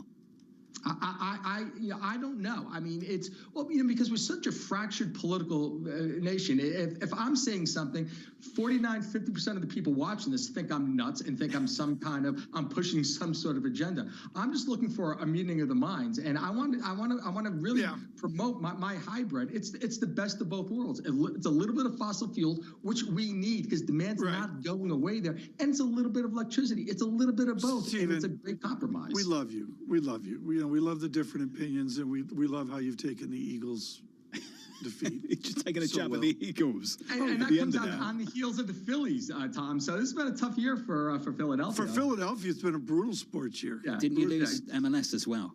Isn't it like a trio? I think so. All three? Yeah, Short's never going to come back if you keep it up, John. Stephen Short is short. I'm not sure he cares about that third point. I'm not sure if he watches MLS. Stephen, thank you. You might be watching the golf this weekend. The Genesis Invitational. Tiger Woods. Don't know. Oh, yeah. So Tiger Woods has played some majors, but hasn't played on the regular tour since 2020. He's going to tee up tomorrow. I think this is 3 p.m. Eastern time. McIlroy, Justin Thomas, Tiger Woods. That's your pairings. The threesome. The three of them. We don't have time here for it. Where are we on the Saudi Arabia uproar? There's like 2 golf tours. There is. Is that still out the there? fight, the battle continues. Yeah. Live Golf. Is it Live Golf? Live Golf? Live Golf? You know, I could see us with CBS at the Masters, the three of us. Wouldn't that be amazing? Down there. I'd just take tickets. It's so relaxing, that tournament. No one wants my commentary. Such a beautiful thing. Oh, You should listen to the commentary of the Masters at Augusta. It is so relaxing. It's like therapy. I know, that's why. Just I'd beautiful. be bad at it. What about cryptocurrencies? Are you a believer in cryptocurrencies? No, I'm not a believer in cryptocurrencies. And I would say that cryptocurrencies are a bubble. And I would describe cryptocurrencies as a limited supply of nothing. So to the extent there's more demand than the limited supply, the price would go up. But to the extent the demand falls, then the price would go down. There's no intrinsic value to any of the cryptocurrencies, except that there's a limited amount. Well, based on what you've just said, why would you not put a big short of some type on cryptocurrencies? Or maybe you have, but do you think that's a good short? Well, you know, when we look for these subprime, the reason why we shorted the subprime in size because it was asymmetrical. You're shorting a bond at par that has a limited duration that trades at a 1% spread of treasury, so you can't lose more than the spread in the duration. Yet if it defaults, you can make the par amount. In crypto, there's unlimited downside. So even though I could be right over the long term, in the short term, as the case of Bitcoin, you know, went from 5,000 to 45,000, you know, I would be wiped out on the short side. So it's just too volatile to short.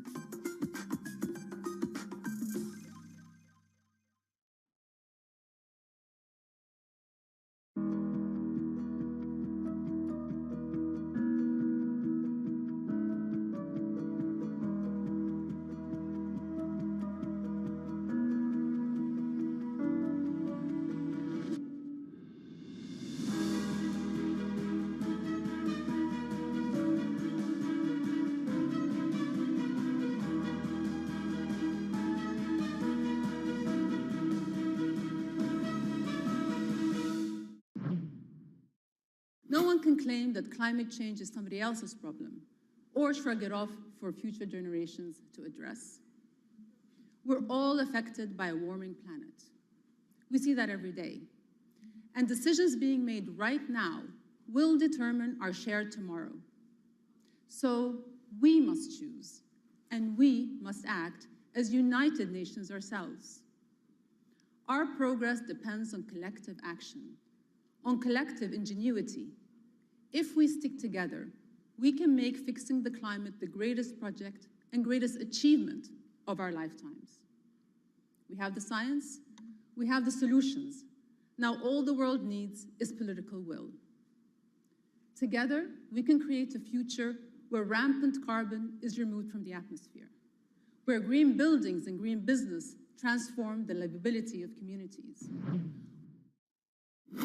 The moment news breaks, no one covers the world like Bloomberg. The return to pragmatism is really that everybody's in line. The government, the enterprises, the people, in pushing this economy. It's like a cycle of renewal.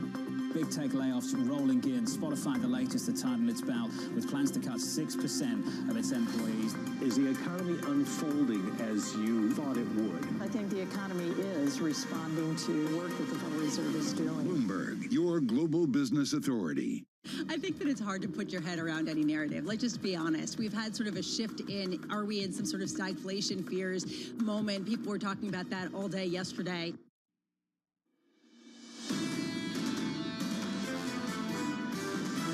Markets ahead of us are actually optimistic that somehow we're going to avoid a real slowdown. The volatility has been pretty contained on the equity side. Even though inflation is going to be above its comfort zone this year, we don't think it's going to act in a way that's going to try and drive the economy into recession. We don't know what's going on. The labor market has all these distortions that are coming off. The economy has all these distortions that are coming off. The minute the markets sniff, that the Fed might not have to go quite as much, financial conditions ease. This is Bloomberg Surveillance with Tom Keene, Jonathan Farrow, and Lisa Abramowitz. Good morning, everyone. Jonathan Farrow, Lisa Abramowitz, and Tom Keene on radio, on television. Retail Wednesday is what it is after a Tuesday inflation. John, markets moving still off inflation, maybe in front of retail. 2-10 spread, that difference in yield. I'm going to call it a new low, round it down, negative 90 basis points. I'm on the 100 basis point watch. 10 basis Never points said away. that. Pick up at the front end. It's a move in the front end again. The 2-year yield high by 3 basis points. New high of the year, very close to 465 a little bit earlier this morning. In fact, about 10 minutes ago, 464.79. Off the back of the better data, this shake-up really started around payrolls Friday, that blowout number. Yeah. And ever since, there's been this risk that we start to price in a higher terminal rate at the Federal Reserve, more sticky inflation. You push out that peak in yields, you push out that peak from the Fed, and you basically price out rate cuts this year. And that's slowly been happening over the last few weeks. People adjusting. You saw Harvey the other day go on equity. Bear market's over. You had Englander earlier from Standard Charter adjusting a Fed call as well. I would adjust to the great academic Kenneth Rogoff. Of course, this time is different as the iconic effort with Reinhardt. And what he said, Lisa, and it was in the opening montage we did there, we don't know what is going on. If Rogoff doesn't know what's going on, I don't think any of us do. Well, nobody knows what's going on. So the question is, what's your compass and what's your reaction function, both from the Federal Reserve, but also as an investor? Is your compass to clip a coupon? Is your investor, is your thesis to really go with momentum? And this is where it really is someone's investing theory that really has to reign supreme, and flexibility, nimbleness to change. And with a compass, as Lisa looks at, what is your compass? We can say it's part of our journey. Our journey. Our journey. Our journey. It's the journey, not the destination. I love what Julian Emmanuel of Evercore said a couple of weeks ago. He said, if you're not confused, you're not paying attention. Because this is really, really confusing stuff for a lot of people. And if you are confused looking at the incoming information and thinking, what on earth is happening? You're not alone. I get the sense that the Federal Reserve is also equally as confused, particularly after that jobs report. They just don't know what to do. So their phrase that they lean on when they get really confused is that we will remain data dependent and we need to wait for more data. And that's because they've lost conviction about what they're about to do. They had so much conviction last summer, just very simple. We're going to hike interest rates. Inflation's too high. We've got a problem. Then all of a sudden it's like long and variable lags, we hope. You know, maybe. I feel like long and variable lags is what you say when you just have no idea what's about to happen, because they use that phrase, Tom, as if it's scientific. That like we've done all this and there are long and variable lags and it's going to hit at like this point at this time and this is what it's going to do. No one's got a clue. You have a very good point in that it harkens back 3-4 decades. I'm going to give association to Chicago and Milton Friedman. I could be wrong on that, but the answer is we're using dated terminology, and some would say dated theories like Phillips curve in a modern time. There also is this nuance that the data is becoming less and less reliable in certain components. And you raised this point, John, earlier, that Fed officials themselves keep talking about their surprise with the labor market report from Friday. And there was this article in the Bloomberg Businessweek magazine this week talking about how people don't answer those surveys. You always get surveys, and people don't.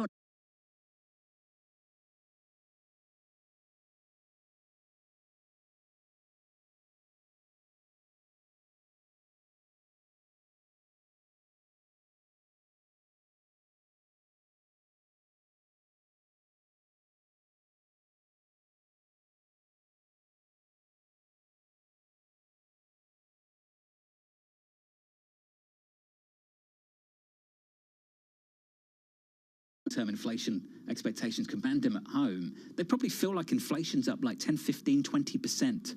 That might be how they actually feel about it, because when they go food shopping, grocery shopping, Tom, that's what it looks like to them. In retail sales, we're going to have here is on a nominal basis again, on an inflation basis. We're going to see that, and food's going to be a part of that, and shelter indirectly. We heard earlier from Sarah House of Wells Fargo that Amazon and all that we do there plays into retail sales. We do that in 24 minutes, 52 seconds. John, we got to wander through the data. There's no other data point for me today. 2s10s, negative 90 basis points is a pre-immisera wow statistic. And that lift in the front end and that deeper curve inversion, Tom, at negative 90, there's the number for you. Going into retail sales 25 minutes away, with futures backing off as well, down about 1/3 of 1%. So a bit of risk aversion. What was interesting about yesterday is we had that move in the front end, did not have this move in the equity market. We were totally unchanged. A disconnect for some of you, for others perhaps not, but we'll see how that plays out in the couple of days we've still got of this week. Over the years, for so many, it has been an interesting conversation to speak to and listen to James Bianco. Jim Bianco's president and macro strategist at Bianco Research. It's a wonderful holistic note because he's listening to Wall Street. Jim, I like what you do in your note this morning. You reach out to the recent work from Deutsche Bank to Apollo of Torsten Slok and you're looking at the no landing scenario that he and others are talking about. Tell us on the possibility of a no landing. No, I think that the no landing scenario, you know, using the plane metaphor, that it just continues at 30,000 feet is growing every day. And what is driving that is the labor market, as we all know, or as I like to say, the problem with the labor market is there is no problem with the labor market. And if there isn't a problem with the labor market, the Fed is not going to see a reason to pivot. And something new is starting to come up in the marketplace in just the last few days. The probability that the Fed raises rates in June to go to 5.5 is now gone above 50%. And that's the first time, I believe, this cycle that the market has actually gotten ahead of the Fed. The whole cycle has always been the Fed has said they're going to do something, and the market thinks, now they're going to pivot, they're going to step down, they're going to pause, they're not going to go as far as they think. Now the market's starting to think the Fed's going to go further than they are communicating right now. So something has changed, and I think what that is the inflation report yesterday. Services are not in disinflation. They look very sticky right now, and we have a positive base effect, meaning that we're dropping off big numbers from last year, 0.7 in February, 1% in March on the inflation report. And once we get past June, that all turns and it becomes a tailwind for inflation to push higher. So we might not get to 2%. And then the second half of the year, we start moving higher. And I think that's what the market's starting to sniff out. So, Jim, we've repriced yields higher, treasuries lower. We've priced in a higher terminal rate as well. Why are equities so resilient in the face of that? What do you make of that? Well, I think there's a couple things going on with equities. The first thing is 40% of the rally in the equity market's 8 stocks. It's the FANG stocks plus Microsoft, NVIDIA, and Tesla. It's 2021 all over again. We've even got Bed Bath & Beyond moving, and we've got, the meme stocks starting to go. So we've seen this movie before. And so when you strip that out and you look at the rest of the market, it's up. I mean, it's not down or anything. It's up, but it's not up nearly as much as everybody thinks. But I think the problem the equity market's going to face, hey, no landing, that means earnings are going to come back, that's bullish. The forward PE ratio, the PE ratio of what earnings are expected to be in the next year is 18.5. You're not paying a cheap multiple for this market. You're going to pay full for this market if you're going to bet on some kind of economic rebound.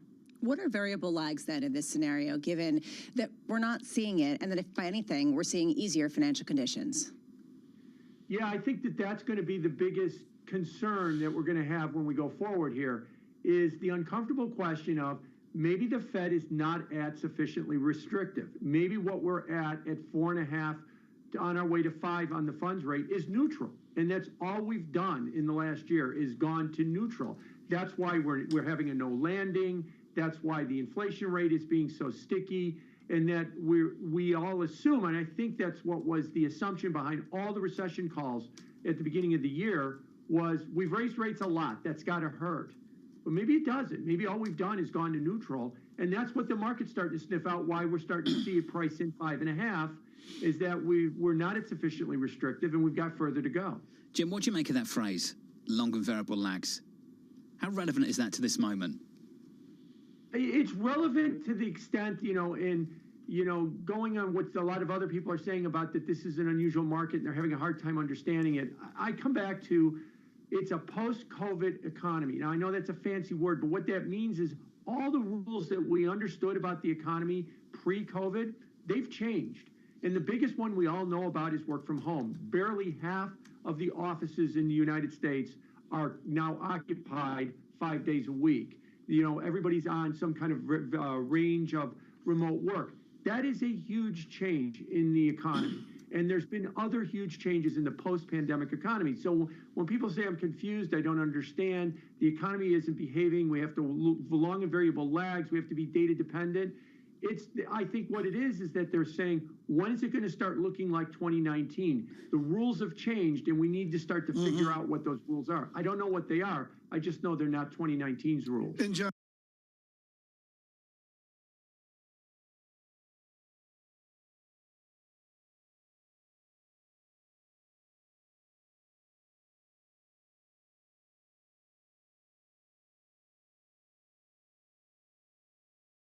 Last few very decades, important observation. do those lags get shorter?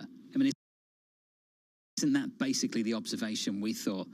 That was the conclusion we had in the last 12 months. And now here we are talking about long and variable lags again. Without question, the financialization and the communication speed has changed the dialogue.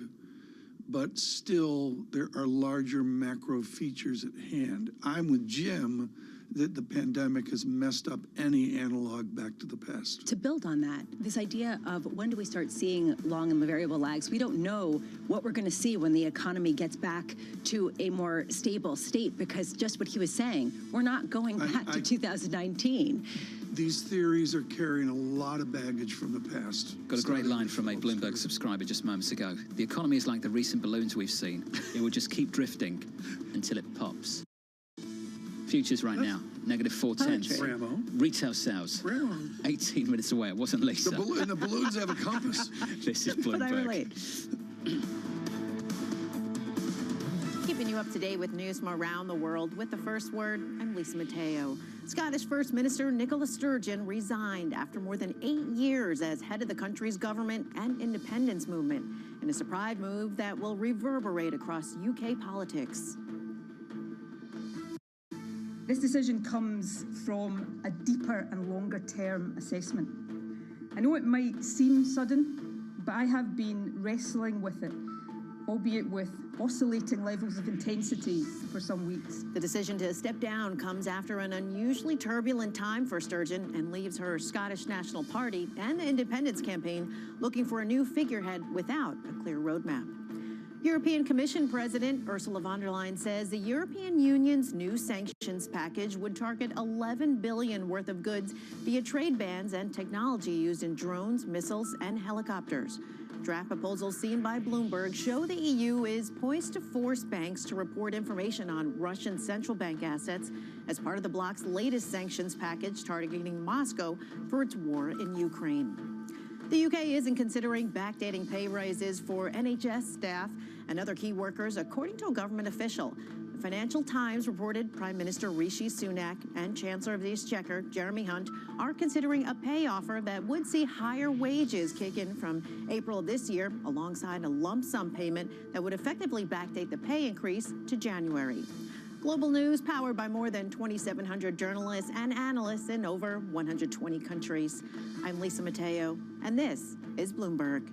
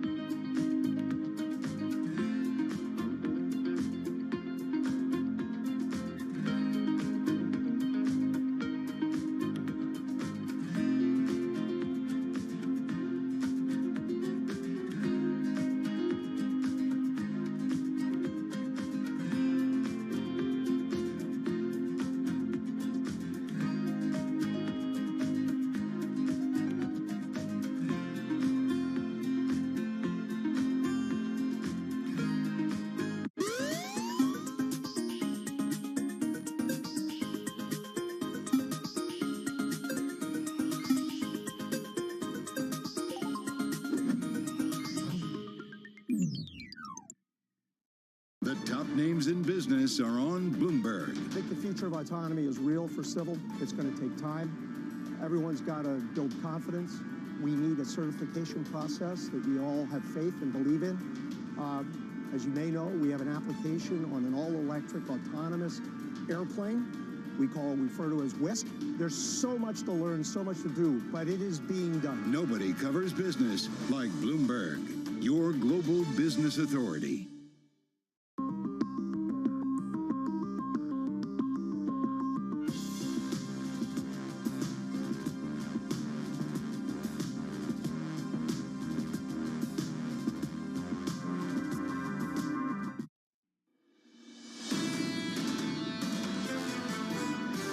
don't know what's going on. The labor market, has all these distortions that are coming off. The economy has all these distortions that are coming off. And you don't want to, race ahead like you know what you're doing for sure. I wouldn't be surprised if interest rates end up at 6 to bring down inflation. What a number. But the key line in there is, we don't know what's going on. That was Ken Rogoff, the Harvard professor of economics and former IMF chief economist. That is an incredibly sophisticated, smart individual just saying, we don't know what's going on here, TK. I don't know where this is going. If Bullard was 15 years younger at Indiana University, his PhD text would have been Obstfeld-Rogoff. That's how important what we heard from Professor Rogoff. What do you make of the possibility of 6? I need to re-listen to Bob Seeger is my answer. I'm looking at the BTMM screen. Jim Bianco's doing the same thing, and we are going back to another time and place, John. And for a huge percentage of our listeners and viewers, this is a whole new world after all. We'll get excited about retail sales in 13 minutes' time. Yeah. The jobless claims come tomorrow. 200,000 is the estimate. So that's another tick higher, a second week of it, if we get it. But 200,000, that is not population adjusted. So 200,000 going all the way back to, what, the 60s? I mean, these are incredibly low numbers. I think about what we just heard there from Jim Bianco, which is maybe we're not at sufficiently restrictive, if you want to use the same lingo, right? Just to give you a sense of, we don't know where we are, but the strength is making us question what the new model is at a time when you say, what do you make of 6%? Well, what do you make of the unemployment rate where it is? What do you make of these numbers?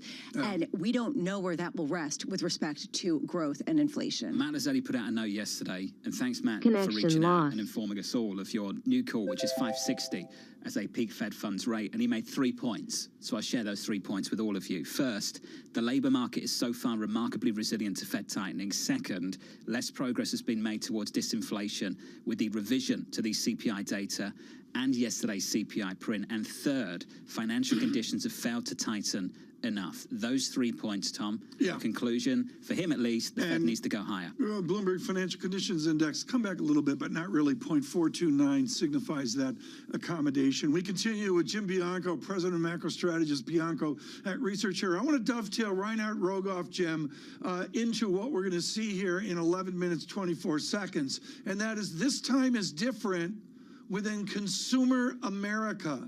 We're off a pandemic.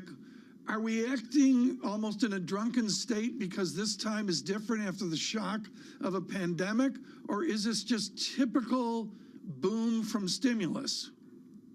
I think it's more typical boom from stimulus. Bank of America has put out a lot of statistics about balances in everybody's checking account, and they're still very elevated. So a lot of the stimulus money that we saw handed out in 2020 and 2021, especially at the lower income levels, haven't been spent. And so these people still have spending power, and I think we're starting to see that. We don't see a booming economy, but what we do see is numbers that are continuing to move forward. The retail sales numbers are expected to rebound. Remember, December they were negative, and they're supposed to be up a decent amount, maybe 2% when we get them, meaning that spending will be continuing. And if we're talking about a recession and a pivot, and we're talking about 3.4% unemployment, and we start seeing spending, I got to think at the Federal Reserve, they look around and go, I don't see any reason to even think about pivot, let alone think about stopping raising rates. And 5.5 looks like a target that we're going to head for. Well, when you go to 5.5%, and let's just pretend they're the 3-month LIBOR from another time and place, gets back to 5.5%, and that gets us back to a Bob Seeger economy. I was mentioning the giant of the Midwest there. Great, Jim, but are we prepared for the way we adapt and adjust if we get back to Rogoff 6% or a 5.5% 3-month LIBOR? No, I think that that's going to be a difficult adjustment for us, because if we get back to a 6% funds rate, we would probably have a 6% Treasury bill rate. Look, we just hit 5% yesterday on the 6-month bill. That is the first Treasury security to yield 5 in 15 years. If we start to see 6 on those numbers, all of a sudden people are going to look around and go, what's the long-term return in the stock market? It's 9 or 10%. I could get 6 without taking any risk whatsoever by parking it in a Treasury bill or a short-term Treasury security. That is going to prove to be a lot of competition for the idea that the stock market can continue to roar ahead. Which is the reason why a lot of people say that the bond market's inversion that you're seeing in the 210 spread is somewhat indicative of what's to come with respect to recession and stocks. Do you think that this time is different, that it is not a predictive measure of a downturn in, say, 12 months? I'm not so sure I'd go that far to say that it's not predictive. I'll put some numbers on it. I tend to look like Cam Harvey of Duke, who's the guy that developed the yield curve indicator, that when it persistently inverts, that happened around Thanksgiving, when it was 10 days in a row that it inverted. And it usually leads by about 10 months. That would put you in the fourth quarter for a recession on average, but it can be as long as 18 months. That could put you out in the first or second quarter of next year. So we could still be a year away from the recession, and the yield curve will have worked as an indicator. But I don't think Wall Street's that patient. I think that the whole idea that the Fed's got to pivot, that there's a recession and downturn coming, I don't think they think, well, it'll be here in a year. I think they think it'll be here in 90 days or 120 days. So yes, the yield curve still might work, except we just have to dial our expectations that it still might be a 2024 scenario where we see the downturn or recession and not the middle of this year. If we do prolong when a recession comes, will it be a more problematic recession because of how far the Fed will have to raise rates in response to sort of an easing that we're seeing in financial conditions and the strength in the economy? You know, it can be a more problematic recession if it is, you know, going back to Bob Seger again, if it is a recession or an inflation-driven recession, that we see the inflation rate staying very elevated. I don't know if the Fed will have to raise rates as much, but they're not going to see recession and say, okay, here we go, back to zero in quantitative easing. They'll probably say maybe we got to cut rates back to 3 or to 2.5, and then see how things go. And I think a lot of people are expecting that in a downturn, it's going to be a road right back to zero on interest rates, and we might not see that this time around. Jim, financial conditions, how do you track that? What do you look at? What do you think the Fed's looking at? You know, that's a good question, because there's all different financial conditions indicators. They all measure things differently. The Fed has various measures as well. If I was to look at it, I look at the more traditional Goldman Sachs type of indicators, and that says that they've eased a lot. And then anecdotally, with zero DTE options, with meme stocks like Bed Bath & Beyond doubling in a day, with the FANG stock starting to move, it seems like it's a very easy environment right now, and it is not a tight environment, and that should be concerning over at the Fed. And that's why I was very confused when Chairman Powell was talking about tightening financial conditions at his press conference a couple of weeks ago, because that's not the case by a lot of measures right now. What's amazing about this is that on Bloomberg Radio, you're not observing this, but over the right shoulder of Jim Bianco is this Monroe trader from another time. And, you know, I'm sorry, you know, we're hearkening back to interest rates when Bianco was using the Monroe trader to figure out convexity and duration. You know, back then, I'm not sure he was talking about zero DTE options. No, he was not talking Jim, I've got about 60 seconds left to squeeze that in. So that's 0 days to expiry options at the index level, really short-term stuff. Now, Jim, can you tell me how much you think that has shaken this market about? Yeah, what has happened is that they now list options every day and they expire every day, and about half the volume is in options that will expire today. I think what it's done is it's created intraday volatility. So you see these big swings from, like yesterday was a great example of it, right? Up 1%, down 1%, close around unchanged. Day-to-day volatility, maybe it doesn't really impact that, but we have to be ready for this idea that, hey, look, the market's up 1%. What does it mean? Wait an hour. It's now down on the day. Wait an hour. It's back up on the day. That's where I think that the zero DTE options are really starting to play into the market and confusing a lot of people. We need a new promo. What does it mean?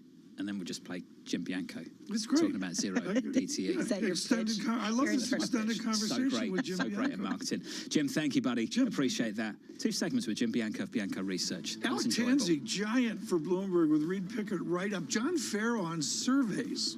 And I didn't know this, to your point, on Michigan surveys. It's becoming difficult. Erica Groshin, the great research economist, says John Farrow is right. Surveys Right are about becoming something. suspect. Interesting.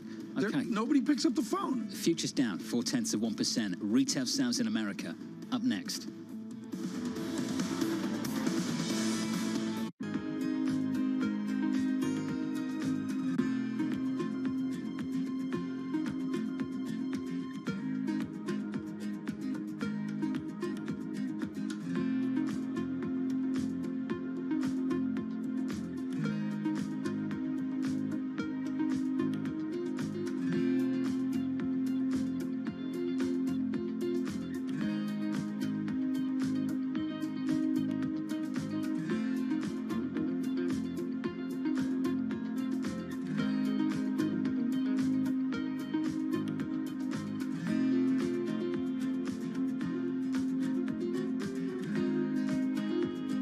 Connection lost.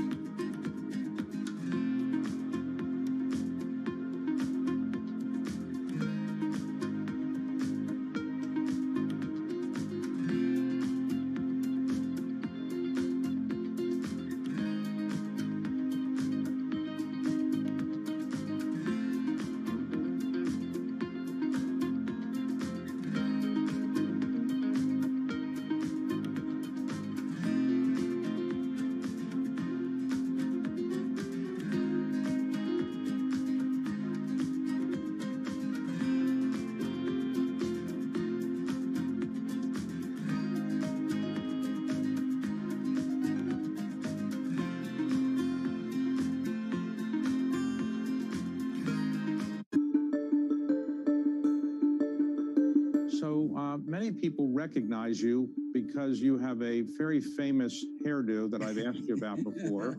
But to some people, they may say, well, Ken, what happened? Where did that hairdo come from and where has it gone? Because right now it seems a little different than what I've seen before. Yeah, it's growing out a little bit, David, but COVID, you know, I ended up with hair going back down to my shoulder, and I finally realized that one of the things I had to do, I'm a very loyal person, and I used to have hair down to my waist in my college and my hippie days before that in Ann Arbor, Michigan, and I had it cut off in the summer of '75, and I've gone to the same person, now a grandmother many times over, who was a young gal cutting hair in Amherst, Massachusetts, and I still seek her out, and I finally just said to her, you know, COVID's enough of a change that I ought to be able to do something new.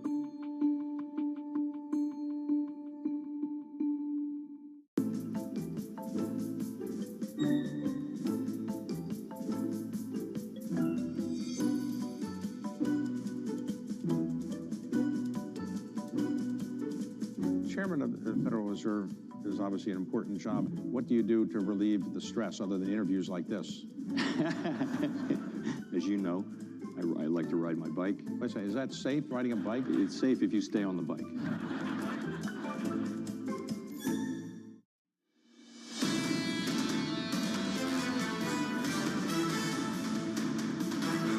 23 seconds away from retail sales data in America. Equity futures shaping up as follows going into the print. Equity futures right now on the S&P 500 look a little something like this. We're negative 0.4%. Yields higher by almost a basis point on a 10-year, 3.75 on a 2-year. We came very, very close to 465 plus just moments ago, 466 in the last 10 seconds. With your data, here's Mike McKee. Well, John, we're going to start with retail sales because that's what everybody wants to see, and it is a big beat this time. Get your soft landing story ready. Up 3% after a 1.1% decline in the prior month on trying to get the download of the Census Bureau's update here. The ex-autos number is also strong, 2.3%. It was down 1.1% in the initial print last time. And that's important because we knew auto sales were very big in January, and that would add a lot. So we've got some beyond auto sales there. Take out gasoline as well, 2.6%. So it looks like Americans were happy to spend some money this past month. The control group, which economists follow because that's what goes into the GDP report, up 1.7%. That was after a negative 0.7 print in the initial report last month. So it looks like some very strong numbers here in terms of retail sales. Americans out there spending some money. I'll get the breakdown while you look at the market reaction, which I'm going to guess is, I'm not looking at it, but I'm going to guess you've got some market reaction there. Yeah, you don't need to look at it, Mike. You can guess. Equity futures down about 0.5%. That's not a major move, but we push higher again on a 2-year yield. We come very close to 470. Look at the revision. 467, yield higher by about 6 basis points. 2-year versus 10-year still in and around negative 90 basis points. That's the 2-year versus the 10-year. Equity futures a bit softer, yields a bit higher, the dollar a bit stronger, euro dollar 106.81. Tom, off the back of that upside surprise on retail sales. There's so many things to watch here. You mentioned mentioned the 2-year yield with a 6 basis point move. What I'm watching is the revisions, and they go in the trend of this good shock retail spending in America. I want to remind everyone this is a nominal statistic, inflation folded in, and Mike McKee will do this, but on the control group, the revision, John, is negative 0.7 to a better negative 0.4. So that's even more oomph to this optimism on retail. 1.7, the actual number on the control group for the month of January. The estimate was 0.9%. Credit to Samuel Coffin over at UBS, who was looking for 1.6, and credit also to Mike Gapin, who got this directionally correct. He was looking for a big upside surprise because in their credit card data for the month of January, they just saw fantastic activity. Now, you put this together with what we've seen in jobless claims, still sub 200, what you saw in payrolls in January, and whether you think this is the right conclusion or not, this is the consensus right now, and it's shifted. It's shifted towards a higher terminal rate and an extension of this expansion through this year, Tom. And on radio, we've got the right chart up. 2-10 spread, legs down to a negative 91 basis points, and, you know, we're somewhat on the negative 100 basis point watch, which is historic. But, John, what I would suggest is back to what matters for listeners and viewers. The American economy is avoiding recession. In the fourth quarter, there was gloom. I believe the running statistic now is positive 3.1%. How are we going to shift in April? How are we going to shift the second week of May of our view of where we are right now? It's proving to be more resilient than people thought it was. Though, Mike McKee, you've had some time to go over this data. Some people might be asking, is this just a quirk of the calendar?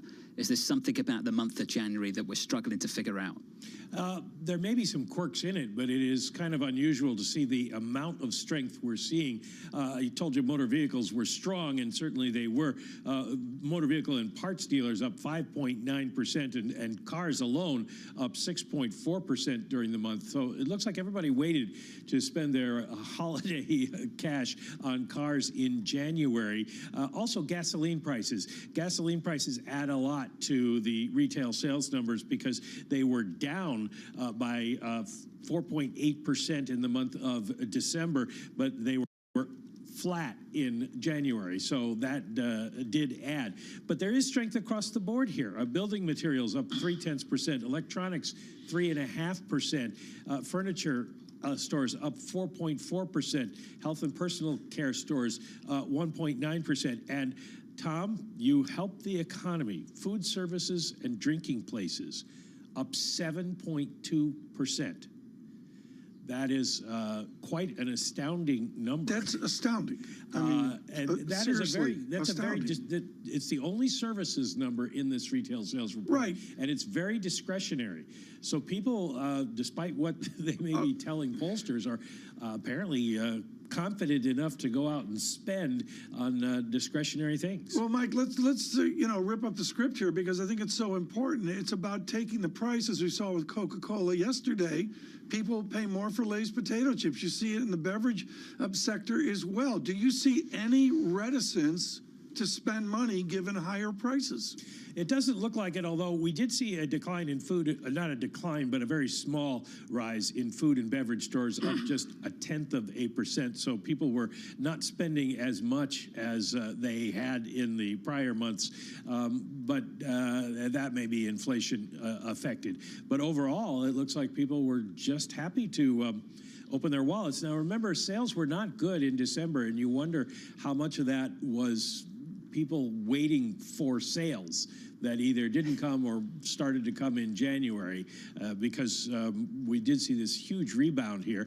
And that, as I said earlier, can help boost the soft landing scenario that people are talking about. Hey, Mike, thank you. More juice, more fuel for that scenario. That view, at least this morning. Mike McKee there with retail sales delivering an upside surprise. Your 2-year came very close to 470 at 469.68. That print right there, a new high for 2023. Right now, 467. Yields higher across the curve, up by 5 basis points on a 2-year to about 467. On a 10-year high by 4 basis points to about 378-ish. You can call it 378, 377, 379, whatever you want. Ran that up, Tom. The move in the FX market, bit of dollar strength for you. Euro dollar shaping up as follows. Euro dollar looks a little something like this at 106.92. But overwhelmingly, Tom, great data in America to kick off the year. Hard data looking rock solid. I think of a lot of people in Congress going, I know the Fed wants to break our backs and slow us down, but it's not happening. This is a joy. It's been a really wonderful joy in these busy 3 days as our team has put together wonderful voices. Ken Rogoff yesterday, Jim Bianco moments ago. Terry Weissman is a global interest rate strategist and currency strategist at Macquarie with decades of experience in this. Are you close to amending your view? Are you close to making a Macquarie shift here? Or is it pretty much like, okay, this is what we've been dealt, full speed ahead?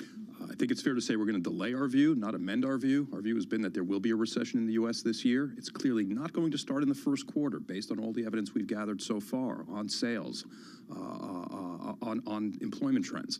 But on the other hand, surveys are still pointing to a recession coming in the U.S. Look at the PMIs. They're below 50 for both services and manufacturing. When you look at the survey of consumer expectations coming out of the New York Fed last week, it is still pointing to downbeat expectations. So are the Michigan surveys, the Conference Board surveys. The consumer, while he might be spending, is not in a happy mood, Tom. And I think that we're going to see... How can you say the consumer's not in a happy mood given the data I just saw? These are fluctuations. These are not trends. Look, there was a lot of spending in October in the U.S. by the consumer who was afraid of inflation taking away his ability to properly gather the gifts he needed for Christmas. They were afraid of hotel rooms being fully booked. They were afraid of airlines being fully booked. They did a lot of spending in October ahead of what they would normally do. That caused a big jump in consumption. But was that a reflection of a positive mood? Not necessarily. Inflation has a way of making people fear the future, and they spend now as opposed to. And you heard that from Barkin yesterday. That's exactly what Barkin and Richmond said. Yeah, and then look, once all that spending got through in October, November, we had a pretty dull December in terms of spending, especially when you adjust by where inflation was. So January's seeing a bit of a bounce back from that. Admittedly, I always remind my desk people, though, you gotta take these numbers and deflate them, make them in real terms. It doesn't look that great for spending. Yeah, but you said something interesting there. It's about the inflationary backdrop, that you buy now because you're worried that prices go up later. Isn't that something that carries on spiraling? Isn't that something that becomes entrenched? That behavior. That's not something that typically would just fade away. But it cannot continue forever because obviously budgets are limited. But it also, inflation has a way of eventually breaking the back of that spending. Eventually you see your real wages erode, you see your real income erode because of inflation, and you're forced to settle into a lower level of spending because of it in real terms. So yeah, it could happen for a short amount of time, Jonathan. It could happen for a few months. It can't happen indefinitely. So what's the head fake here? The weakness in December? Or the strength in January? We've had three head fakes, right? We've had employment in January much stronger than most people surmised. We then had inflation come down less than people surmised. Now we have a boost to retail spending in January that's greater than people surmised. Well, maybe it's just reality, There have been three head fakes.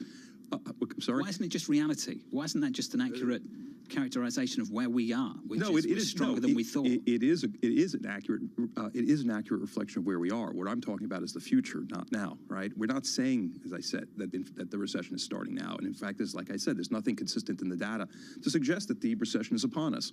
But in the next few months, you're going to start to see the U.S. economy weaken. And it's going to be in the context of a global economy that might actually continue to strengthen.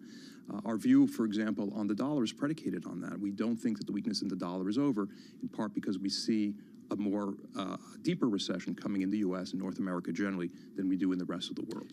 In what we've seen here, from inflation to retail, we have claims tomorrow, John? We do, tomorrow morning, 200,000.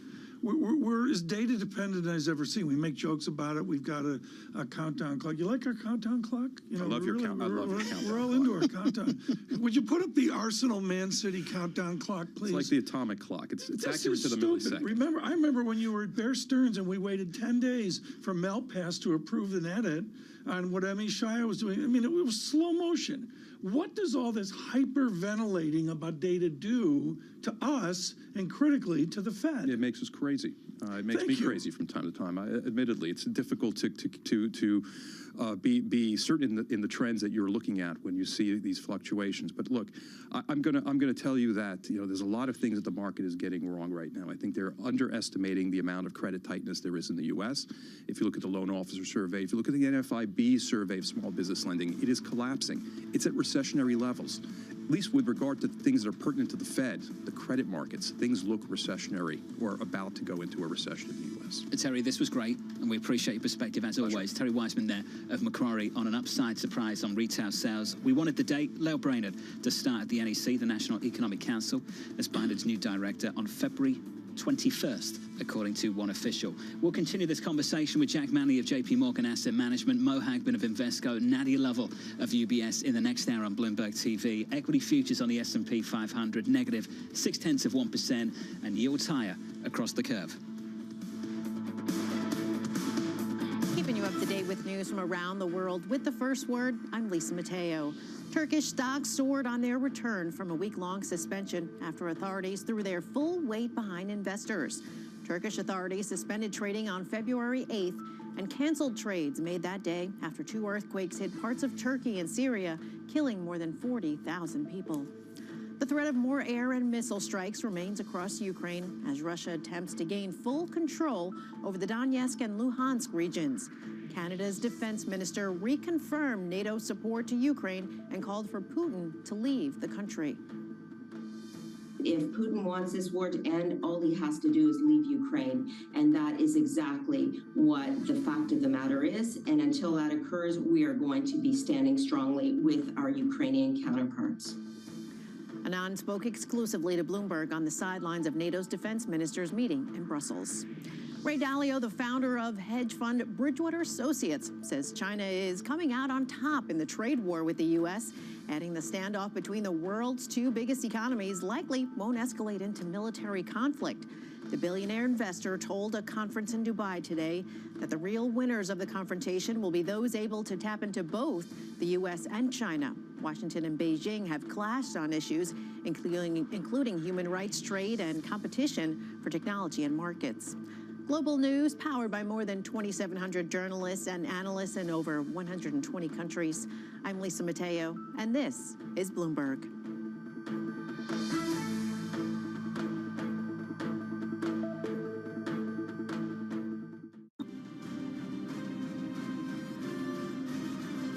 You're so intimately linked to the future of the UK. What are you seeing when you go to branches and in the country?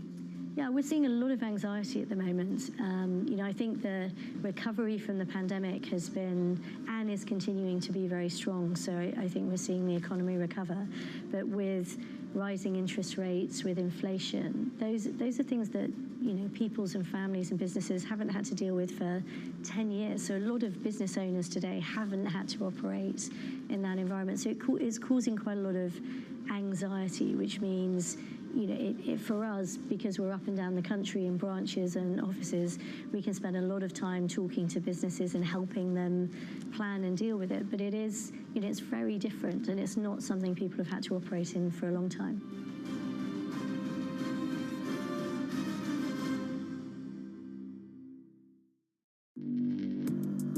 Access the financial world on demand. Hear from leading economists, policymakers, and industry experts via live and on-demand webinars, only from Bloomberg. Start exploring to see what's moving the markets. Visit Bloomberg.com/webinars. Welcome back to Bloomberg Daybreak Europe. Good morning, good morning. This is Bloomberg Surveillance. Welcome to Bloomberg Markets. China open. This is Bloomberg Technology. To our television and radio audiences worldwide, welcome now to Balance of Power. This is Bloomberg.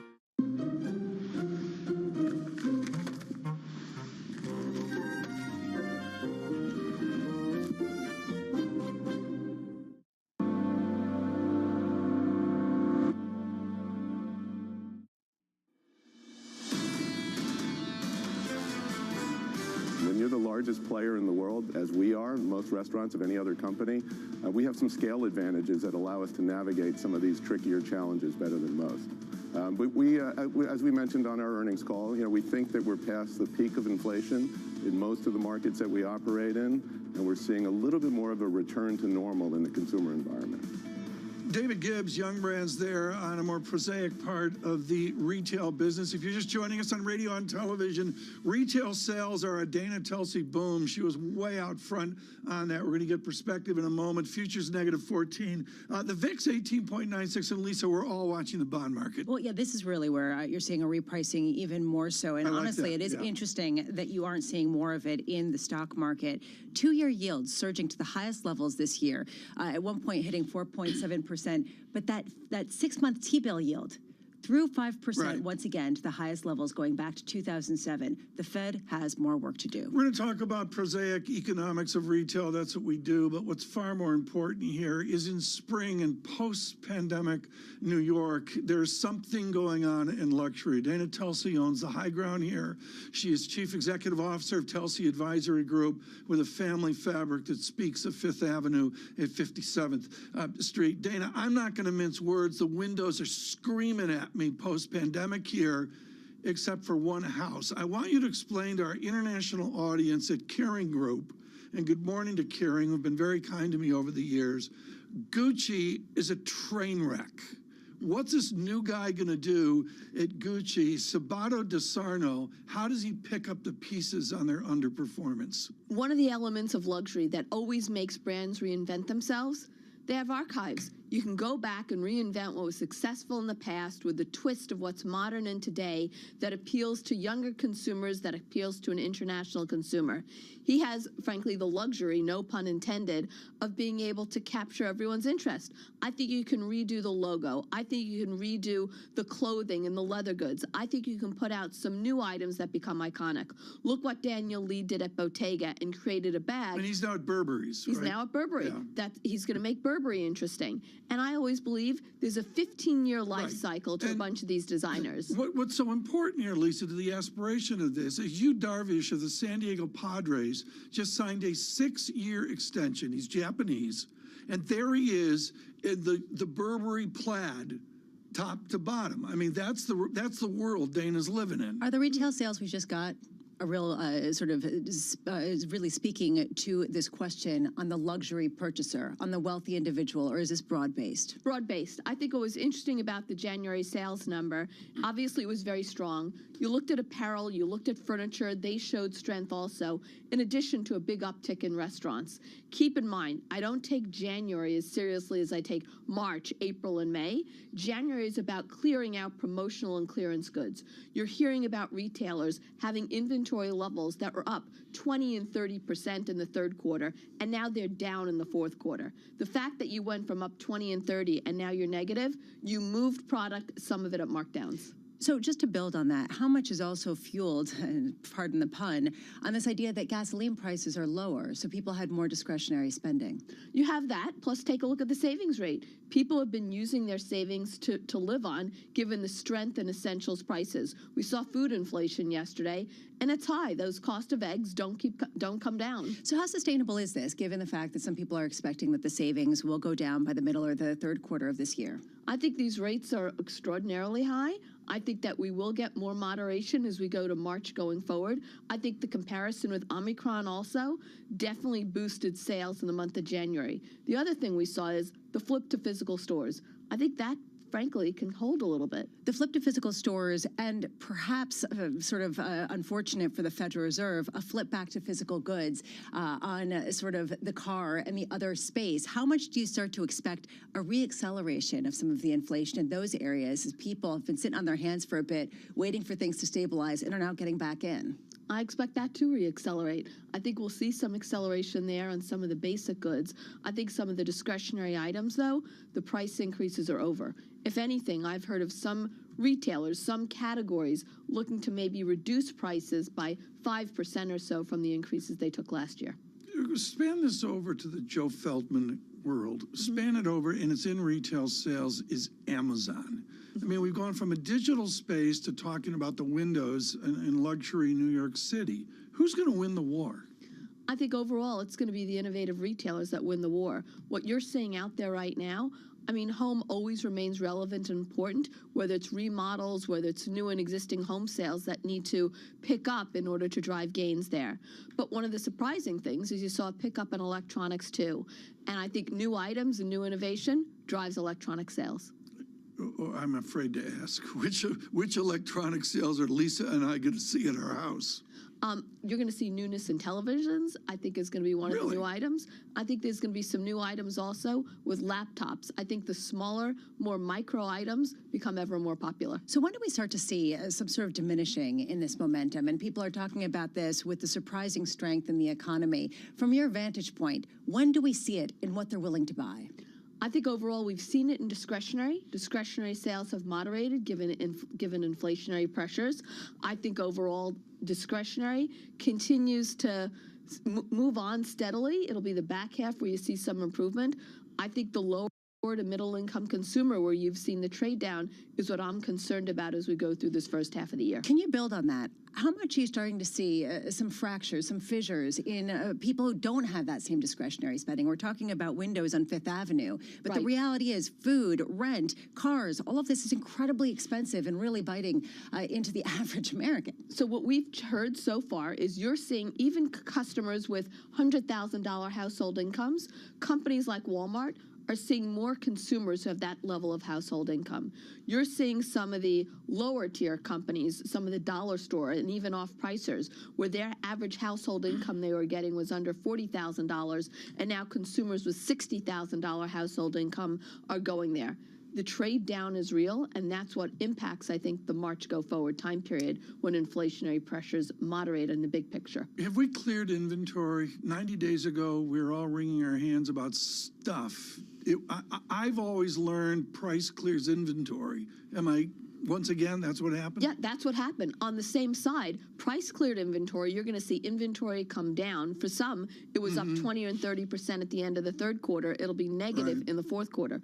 But one of the other elements of that, wholesale accounts like department stores are moderating orders for the first half of the year. So what's Macy's doing? Cut to the chase here. Macy's, they don't have the wooden escalator anymore. They're there. They've had a wonderful strategy of going to the middle or maybe the lower middle as well. What's Macy's doing to get through the summer to get to back to school? You know what they're doing? They're using data science to modernize their department store in order to figure out what categories are working. Going to the middle or maybe the lower middle as well. What's Macy's doing to get through the summer to get to back to school? You know what they're doing? They're using data science to modernize their department store in order to figure out what categories are working and how to price appropriately. So more makeup is the answer. Look at toys. They've brought in Toys R Us. They've brought in Pandora Jewelry. They have an Apple in-store shop. They've expanded the categories in order to capture more wallet share, while remaining competitive on price. Share. That's you know, Lisa, that's good. So you put the wallet share in your new bag. That's what you do. The wallet share is going to the stores and not staying in the wallet, and that is what we're seeing right now. And what is interesting is the market trying to understand this, because on one hand, bad, because that means the Fed's going to raise rates. On the other hand, good, because that means that companies are going to keep getting the revenue from that, Tom. And then what's the flow through to the margins? I think in 2023, we have more clarity on margins than sales increases. 10 seconds, we've got to go to a research note. Dana Telsey, single best buy right now. Single best buy right now, I like Ralph Lauren, I like Deckers. Very good. Dana Telsey with us today with enthusiasm on an enthusiastic retail report. Every once in a while, a note comes out that stops you. Moments ago, J.P. Morgan and their leader, Bruce Kasman, publishing a blistering critique of R-Star. They call it the R-Star Industrial Complex, and it's a long, thoughtful essay from the gentleman from Columbia, Kasman, and I assume Sue Michael Ferroli helping out here. They say, look for a higher neutral rate. That's exactly what we heard also from Jim Bianco, this question of what is the new normal? It is not 2018, and perhaps the Fed isn't as restrictive as some people think. I'm not going to mince words. This is an important research effort. Don't get it from us. We protect the copyright of all of our guests. You can go to J.P. Morgan to get the Kasman note, which really is something as he walks through Laubach and Williams and the rest on R-Star and the certitude that it will come down. Ken Rogoff touched on this. Ken Rogoff pushed against his wonderful colleague, Olivier Blanchard. Blanchard's talking about a quiescent R-start, and Rogoff just said, maybe not. Especially because perhaps this central bank won't have the conviction to go the last mile, as we were hearing about from Sarah House. Never boring. We're going to do claims tomorrow after this bang-up retail sales statistic as well. Futures at -12. The VIX, it was a 23, weeks ago? 18.94. Exit Stage Life. Brian Deese at 12 noon. This is Bloomberg. Bloomberg has enhanced search on the terminal to deliver what you need when you need it. Now, you can simply type phrases in everyday English in the command line. Compare financials. Find people. Analyze markets. You can enter phrases or ask questions. What do you want to know today? Ask a question or visit SearchGo to find answers now. We've invested more than $10 million in our employees over the past year, and we're going to continue to invest more. We're testing 4-day work weeks to help, especially our working parents kind of juggle that balance between childcare and their work. I know I deal with that all the time. This is really a people-first company. And even in an inflationary environment, you're going to see us continue to lead with our people. Do you worry at all about a price wage spiral, not just here, but in the industry, in the economy? Yes, and I think that this is something that many business leaders are focused on, and time will tell kind of how all of this lands. I think the wage price spiral continues for quite some time, and I think we probably have been a lot less aggressive than we can be, and than many other companies have been. In terms of raising prices? Yes, we've taken our time. If you look at the 20-year history of pricing in this company, we've taken about 2% a year on average. We've never taken what we could. We've always taken what we should. We have to pay people more. We have been, and we'll continue to do so. We'll take a little bit of a margin compression on that, as we've had to, and I think that's the right thing, so that for the long term, Shake Shack continues to be what we're building, which is the next generation's burger joint.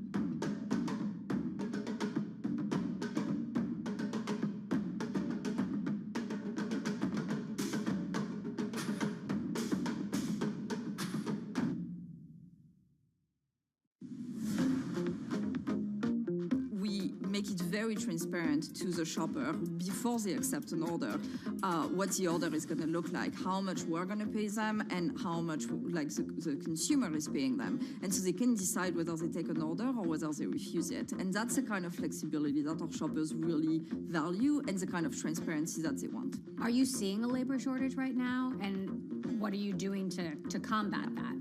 It's different in different places. Our demographic of shoppers is completely different from food delivery and ride sharing. We're 70% women and half of them are moms. Connection lost. And that's because a lot of the job at Instacart is very different than just being in a car with strangers. It's about going to the store, doing a good job of customer service, of really picking the right products for the consumer. And we are seeing that being very appealing to women.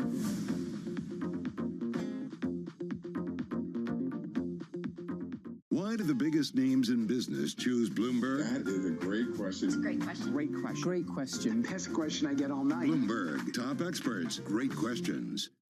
This hard data in America is looking rock solid. Live from New York City this morning. Good morning, good morning. Equity futures down about 0.4%. The countdown to the open starts right now. Everything you need to get set for the start of U.S. trading. This is Bloomberg, The Open, with Jonathan Farrow.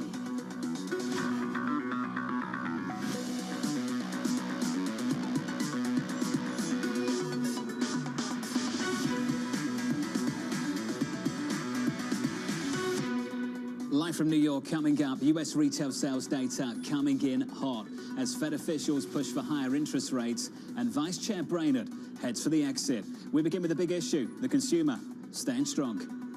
The U.S. consumer is very strong. The fact that the consumer has so much still accumulated savings. But you have to look at what's been the trend over the past few months. The truth is that the amount of actual consumer spending is heading down in real terms. Overall, we're looking at a picture where consumer spending is losing momentum. But they're still spending. Real rates well north of 1% is going to have an impact on the consumer. We've seen a consumer that's faced negative real incomes for 20 months. But the labor market is strong. The jobs market is still very, very strong. The consumer will spend as long as labor markets are strong. The market's just waiting for the data to fall apart. It does seem as if this hotter economy is driving consumption. It just is going to take some time. The inconsistency of the data to some degree is reflective of just what's forward-looking and what's backward-looking. That's why we're moving from, hard landing, soft landing, no landing. We've heard so much about that no landing. Torsten Slok of Apollo this morning. Again, markets are pricing in the no landing scenario. Mike McKee, that conclusion encouraged by the data from 31 minutes ago. Yeah, you just take a look at what happened, and we put up a chart that shows not just what we got in January, but how December was revised or not revised, and you can see just how big the turnaround is. Retail sales come in up 3% on the month. They were down 1.1% in the initial December print, and that stayed the same. Take out autos and gas, which both had big increases in prices during January, and you still get a 2.6% move. The revised December number a little different, but the control group that we follow, because it goes into GDP, was down 0.7, still down 0.7 in December, but up 1.7% in January. People were out there spending.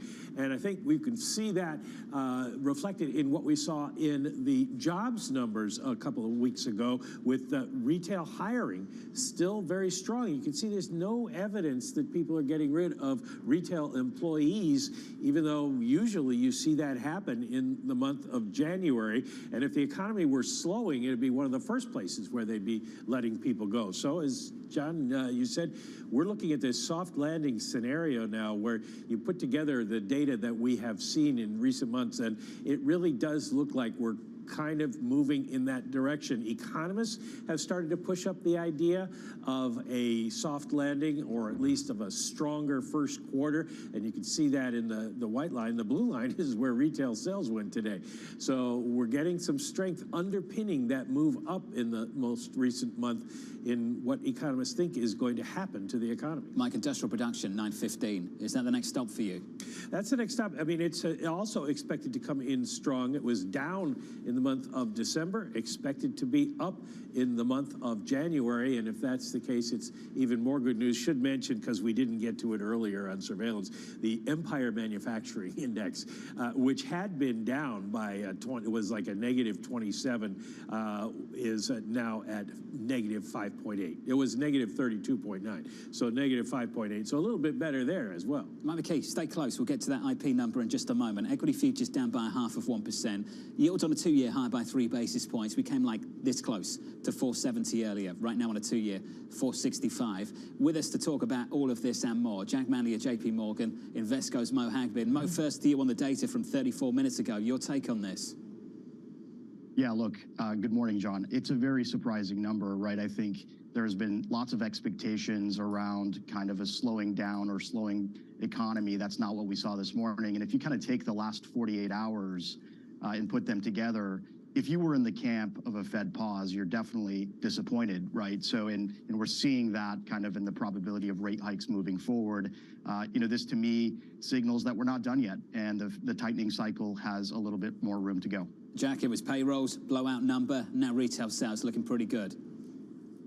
Yeah, the consumer is doing very well, John. I mean, there's no way to beat around that bush, but I do think there is a lot more to the story. Particularly when it comes to this idea, right, that retail therapy is a real thing for Americans, and as people feel bad about conditions, they may be inclined to spend. We also know, of course, that employment is still rock solid. A lot of people are still getting paid because they are still employed. But we have to figure out what is fueling this consumption. And what we've noticed and have been noticing for several months now is that people are dipping into their savings at a much greater rate, and we see credit utilization increasing. This is not necessarily a sustainable increase in consumption, although it certainly is a surprise relative to what we were expecting, and perhaps does change the Fed's view on what needs to happen with rates over the first half of this year. Well, let's discuss the implications for Fed policy. Neil Dutta says forget higher for longer. We still need to get higher. Deutsche Bank's Matt Lazzetti has a peak rate now at 5.60. Neil Dutta said this: after 475 basis points of hikes in the federal funds rate, all the Fed has to show for it is the S&P 500 15% off the lows, the unemployment rate at 3.4%, and underlying inflation still running hot. You can throw in retail sales as well. The conclusion, forget higher for longer. We still need to get higher. Mo Hagbin, how much higher? Yeah, exactly, John, to my earlier point, right? I mean, I think we were all kind of expecting that we were getting close to that terminal rate. I think it's now very probable that we get 2 more hikes in the first half of the year. I also think it's kind of unusual that the market is pricing in some cuts on the back half, right? I think we have some work to do, and these numbers validate and frustrate, I think, the Fed in terms of financial conditions being tight. So Lazzetti's with you. He's looking for 5.60 over at Deutsche Bank. He had rates, the terminal rate of 5.1%. He gave 3 reasons for the change. He said, first, the labour market is so far remarkably resilient to Fed tightening. He said, second, less progress has been made towards disinflation. And third, financial conditions have failed to tighten enough. Now, Jack, I sense a more nuanced take from you, something a little bit more different than that. Jack, can you tell me why maybe that take is the wrong one? Yeah, I mean, it's difficult to have a very firm view on rates right now because it does kind of feel like the Fed itself is moving the goalposts. But when it comes down to what we should expect out of interest rates this year, I think it has a lot to do with how committed the Fed is to that 2% target. You know, right now when we are looking at CPI, the lion's share is being driven by shelter inflation, and we are already starting to see pretty significant evidence of disinflation, if not outright deflation, from that metric. We're going to see those numbers move lower. The component that is a little bit more challenging, it is a little bit more sticky, is what's going on with services outside of shelter, particularly because those service prices continue to increase on the back of higher wages. We have seen evidence in the most recent employment reports that wage inflation does continue to moderate, perhaps not moderating as much as we would like or as the Fed would like, and I think that's what they're going to be paying attention to. Can they see through this sort of short-term move higher in service prices? Can they look at the trend that has developed over the last 6-7 months and see that as encouraging? Can they be a little bit patient?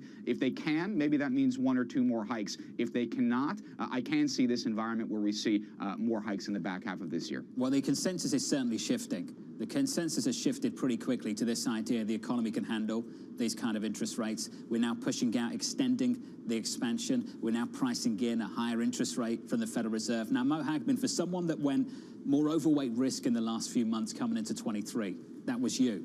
Mo, for someone like you who took that position, are all of those things supportive of your view?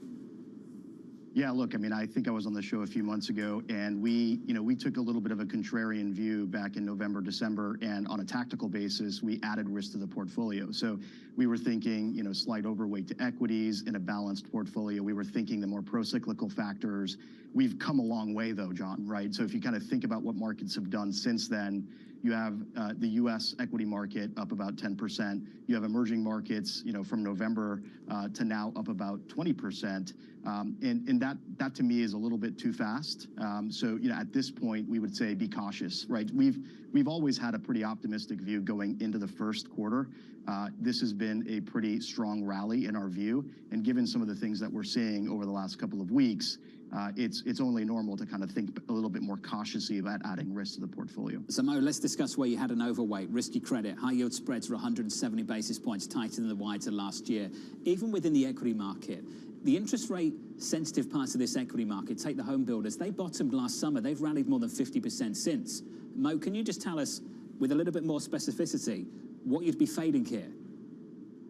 Yeah, so look, I think it really depends on if you're looking inside of an asset class or you're thinking about a balanced portfolio. So when we think about where to take risk, if I'm comparing credit to equities, I actually favor credit at this moment, right? Because you're getting equity-like returns with a little bit less volatility. And remember, the duration is a good diversifier to your equity position. So credit over equities.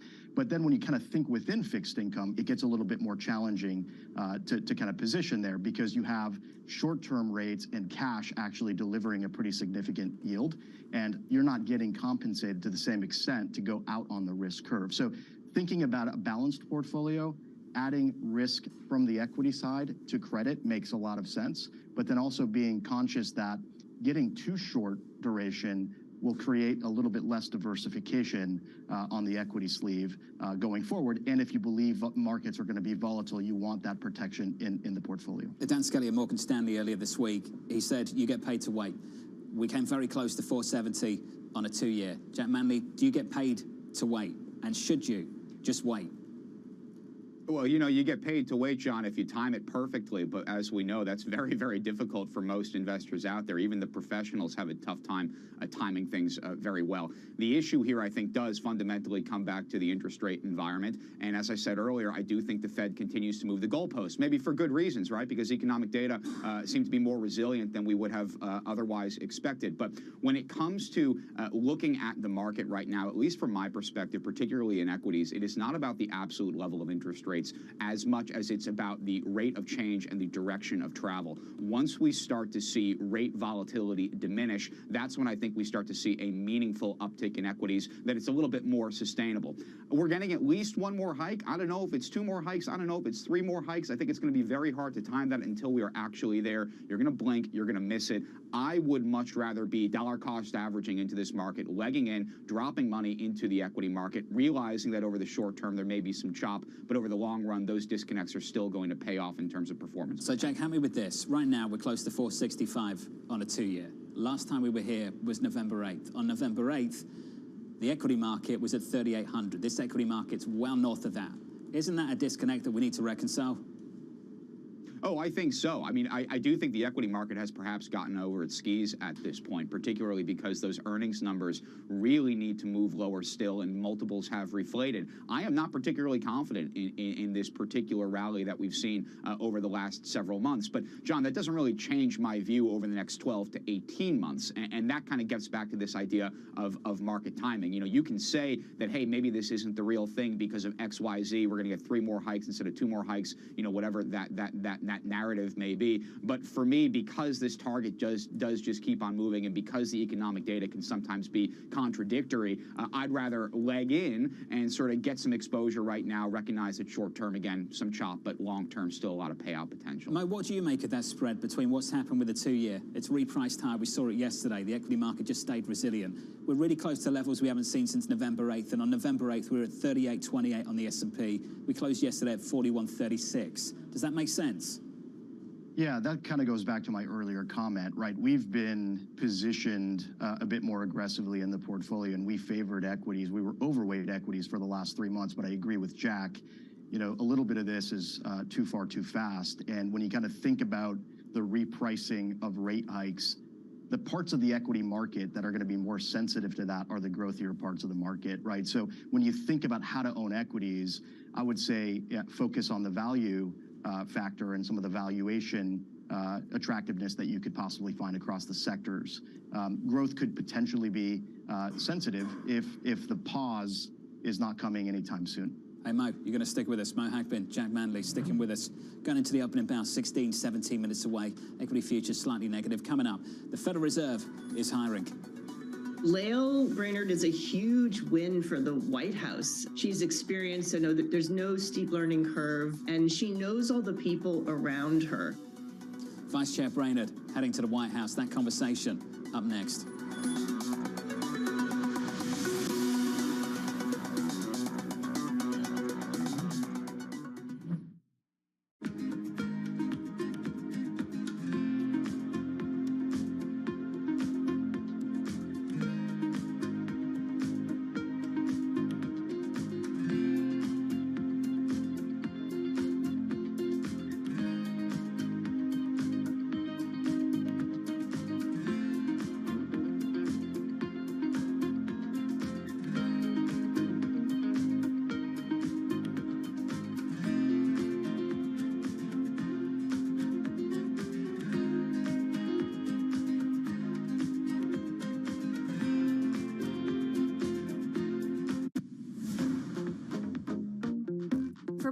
and anyone out there who still doesn't quite understand, what exactly are kids doing on Roblox? Kids on Roblox aren't just playing, they're learning, they're hanging out together. When they can't be together in real life, they're hanging out on Roblox. They could be playing hide and go seek. They could be pretending they're running a store or a pizza parlor. They could be making the next big game or adventure.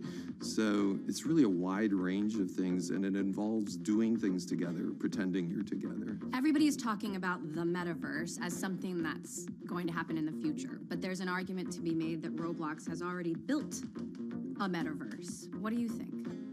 I think we've started. There's still so much innovation to be done, and there's so much invention to be done in this category that it's mind-boggling.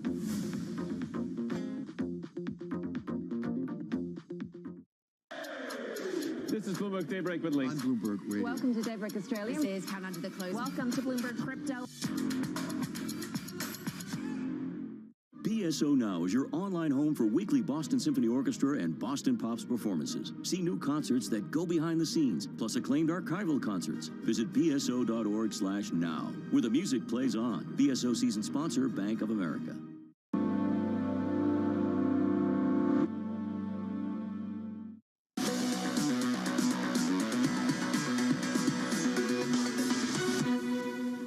It's obvious that there's going to be a huge gap at the Fed as a result of this change. You have to think of the whole legislative agenda items right now. There's really nothing until the debt ceiling, the Farm Bill, and the continuing resolution. So you really have this Federal Reserve opening that's going to create the opportunity for hearings, for members to put holds on. I imagine it's going to be pretty complicated, highly controversial. It's official. President Biden naming Lael Brainard his top economic advisor, creating a new vacancy at the Fed and a new director of the Economic Council at the White House. The president writing in a statement, Brainard brings an extraordinary depth of domestic and international economic expertise. She's a trusted veteran across our economic institutions and understands how the economy affects everyday people. Down in D.C., here's Emily Wilkins. Morning, Emily. Well, with this move, Brainard's going to be moving into a position where she will be with Biden as he negotiates with Republicans over the debt limit, really starts to put some of those laws that were passed last year into effect, starting to implement them, and really being with Biden as he gears up for his 2024 run. We, of course, also saw moves from Jared Bernstein. He's going to become the chair for the Council of Economic Advisors, of course, a group that he currently sits on. And again, going to be someone who's going to be out there for Biden, talking about the economy. And of course, his big thing has been labor unions. That will also be something that he can continue to talk about in the run up to 2024. Emily, where does it leave the Federal Reserve and that spot, that seat? How difficult is that going to be to fill? It could potentially be very difficult. I mean, we've already seen Biden struggle with some of his nominees to the Fed because certain Democrats think Joe Manchin had some concerns with them. This time it's going to be a little bit easier. He's got 51 Democrats to work with instead of 50. But at the same point, it doesn't mean that it's going to be an easy all the way through.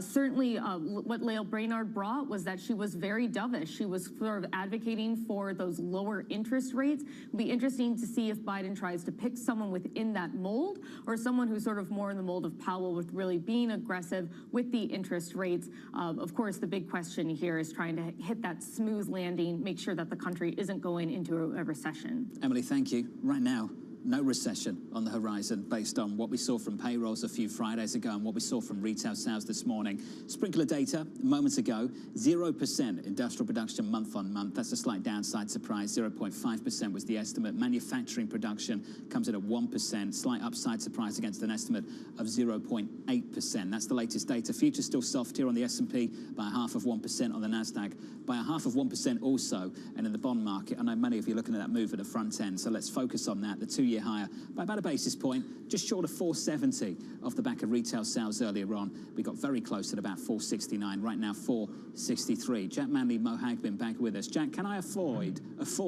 to avoid the Fed speak and all these Fed speakers that go around saying different things at different times?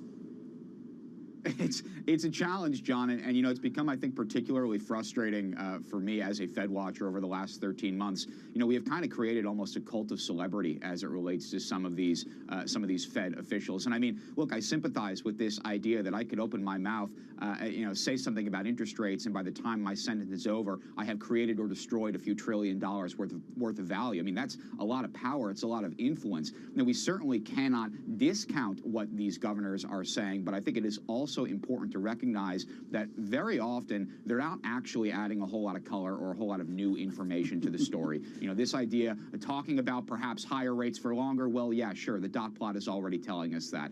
Perhaps rates going higher than expected, well, yeah, sure, there are certainly some people out there that may, despite all of the economic evidence that's out there right now, be looking for some cuts. These are low-hanging fruit comments, I think, John. And so, you know, what I'd rather do is focus in on the actual economic data, and I'd be listening for Fed officials providing content and commentary that is contradictory or at least firm relative to what we already know per the dot plot. One Fed official you won't hear from anymore is Fed Vice Chair Brainerd. Now, Mo Hagbin, she's going to the White House, so you hear from her in that capacity, but do you think that's a big hole that's going to be difficult to fill? How do you think that's going to shift the composition of this Fed? Yeah, look, I don't have a whole lot of view on that, other than maybe, John, you should put your name in the hat. You know, no one wants that, Mo. You know, I don't see that being a major topic or anything in terms of policy change here. You know, back to Jack's point, you know, there is a little bit of how can we influence or set expectations with the market without actually having to do certain things, right? So when they're out there kind of speaking about these topics, one of the reasons I think it's important is by, you know, if there is a if there's a little bit of a misunderstanding between what the markets are thinking and what they're thinking, that's one way of addressing that without having to get more aggressive on the policy side. That said, I don't really see anything changing. To my earlier points, you know, we have now priced in a few additional hikes. That's different than where we were just a short few months ago, and I don't see that changing. My one phrase they throw around a lot is long and variable lags. What does that mean? What does that actually mean in practice? It means that, you know, you have 400, 500 basis points of move that haven't been priced in the markets yet and haven't really made their way into the economic data, right? So I think it's really hard to kind of imagine. I mean, we went from 0 interest rates to, you know, a terminal rate close to 5%. Has economic data caught up to that? Has the economy really seen the impact of that? The answer is no, and I think we are going to still see some of the impact of that policy decision still trickle into you know, the health of the economy and what we see, for example, on the employment side. Well, Mo, I guess what I'm asking is, to what extent is it true? How long are those lags, given the financialization of this economy over the last few decades? Don't we price it in almost instantly? I mean, markets try to price it in, but, you know, again, I don't think we've seen that in the economic data, right? So, and, you know, just like we saw today, there are surprises, right? You know, we were expecting retail sales around 2%, it came in 3%. That's extremely, extremely surprising. So I don't think everything is priced, right? We aren't really dealing with a fully efficient market, and I do think some of those lags will make their way into the economic data. 3 handle on retail sales, 517,000 on payrolls, and a lot of head scratching going on. Mo Hagbin, Jack Manley, to the both of you, thank you. I keep going back to that line from Julian Emmanuel of Evercore. If you're not confused, you're not paying attention. Retail sales coming in by the most in nearly 2 years. What a gain that was a little bit earlier. Up next, the morning calls, and later, Nadia Lovell of UBS, warning of more earning cuts, leaving the S&P at 4,000 year end. More on that with Nadia in about 7 minutes' time.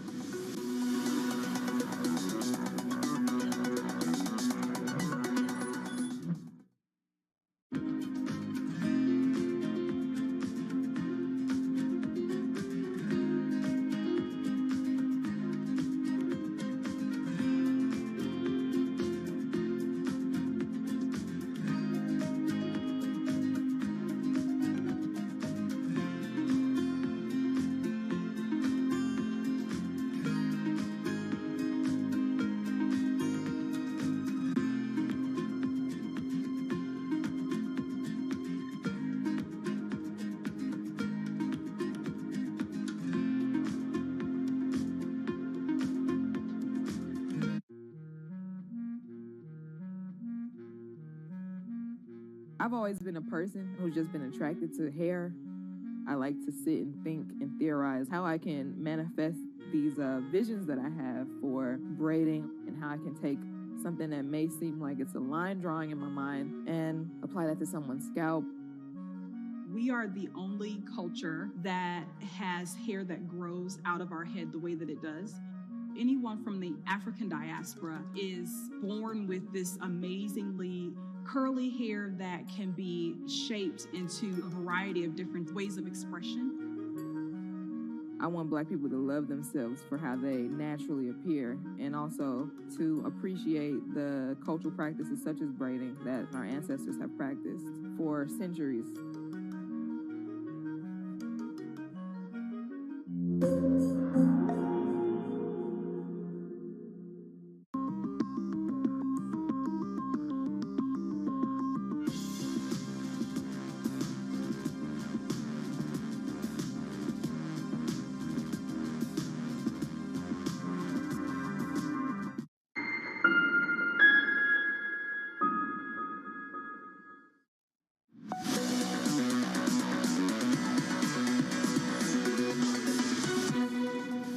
Minutes away from the opening bell, equities futures are a little bit softer, negative, down about 0.6%. That's the price action. Let's get you some morning calls and start first up with Barclays initiating coverage on Tesla. Overweight rating highlighting the automaker's robust finances and EV leadership. Jefferies downgrading American Eagle to hold, expecting a slowdown in consumer spending amid lingering inflation.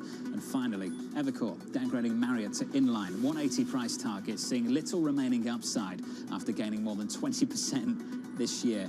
That equity, that stock, is unchanged going into the open. 4 minutes away from the opening bell. Up next, futures lower. Stocks coming off their worst week in a year. Nadia Lovell of UBS up next.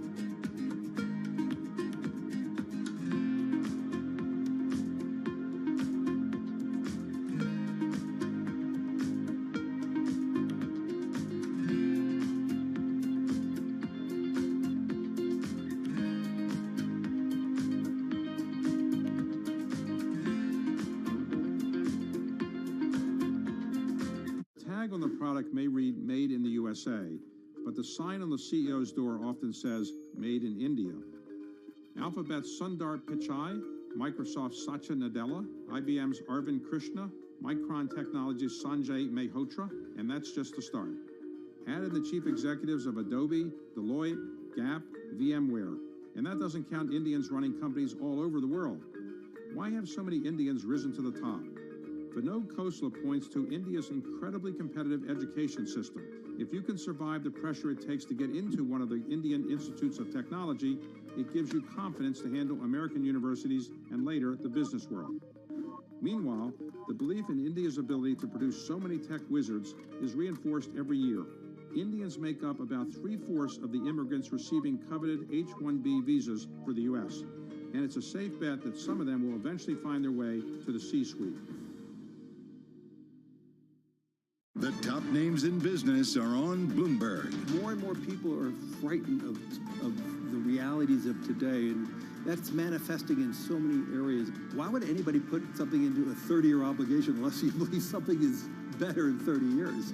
I'm not here to suggest it's going to be rosy in 2023, but what I'm saying for long-term investing, it's a better environment for long-term investing today than it was 2 years ago. Nobody covers business like Bloomberg, your global business authority. When innovation strikes, Bloomberg Technology is there with the news and analysis you need. Every weekday, only on Bloomberg.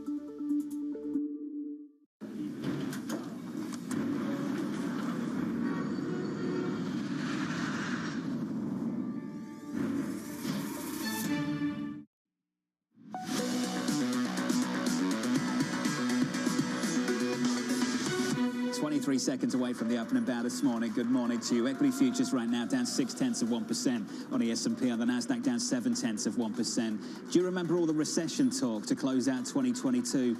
And then January happened. 517,000 on payrolls, unemployment at 3.4%, and retail sales climbing the most in nearly 2 years. That was 40 minutes ago, an hour ago. Just stellar stuff. Equity futures softer going into the open because of this in the bond market. Switch at the board and get to the bond market. Yields look a little something like this. Higher by 4 basis points, 378.18. Your 2-year.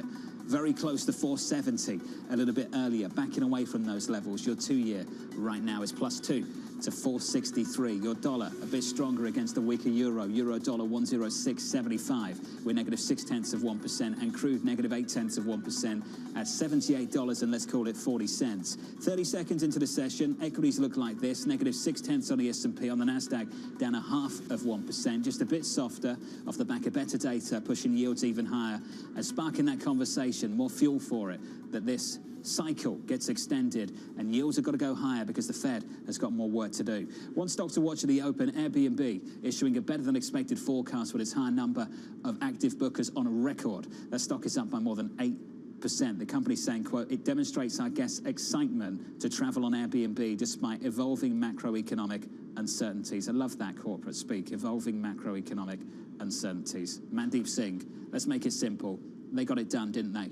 They did. And look, I think when you look at the execution in terms of coming out of the pandemic, they were strong during the pandemic, but coming out, they look even stronger. So the top line growth as well as operating leverage actually stands out from all the marketplace peers. I mean, we talked about Uber and Lyft last week, how they're looking to show operating leverage. In the case of Airbnb, I mean, this company has 25% plus EBITDA margins, and at the scale that they're operating, I think this is probably the best looking marketplace business out there right now. Mandeep, what is going on with travel? The airlines before today's session, the airlines up aggressively. United up 33%, American up 32%, Delta up more than 17%, Airbnb doing well, Uber doing well. What do you make of all of this? Yeah, look, and even the hotels, I think Marriott and TripAdvisor, they reported all of them are benefiting from this pent-up travel demand. And look, this isn't a 1 or 2 quarter thing. I think it's going to probably remain at least for the first half. The only concern I see is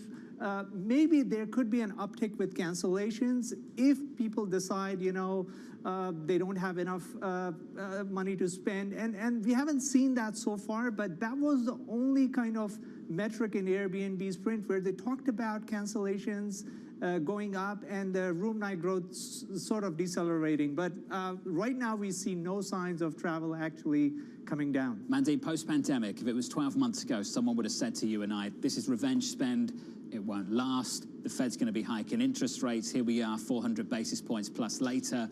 Do you see any sign, any evidence whatsoever that things are slowing down? Actually, so you have to go by geography. I think U.S. domestic travel was very strong over the last 1 year, and it probably will continue for the next few quarters. Internationally, it wasn't such a big lift for all these companies, and that's where if China outbound travel really rebounds sharply, that could be a big tailwind for all the travel companies. Mandeep, what a move. Airbnb up more than 10%. Appreciate your time as always. From Bloomberg Intelligence, Mandeep Singh up 10.3% on Airbnb. Closed there. Biggest daily gain going back to May 2022.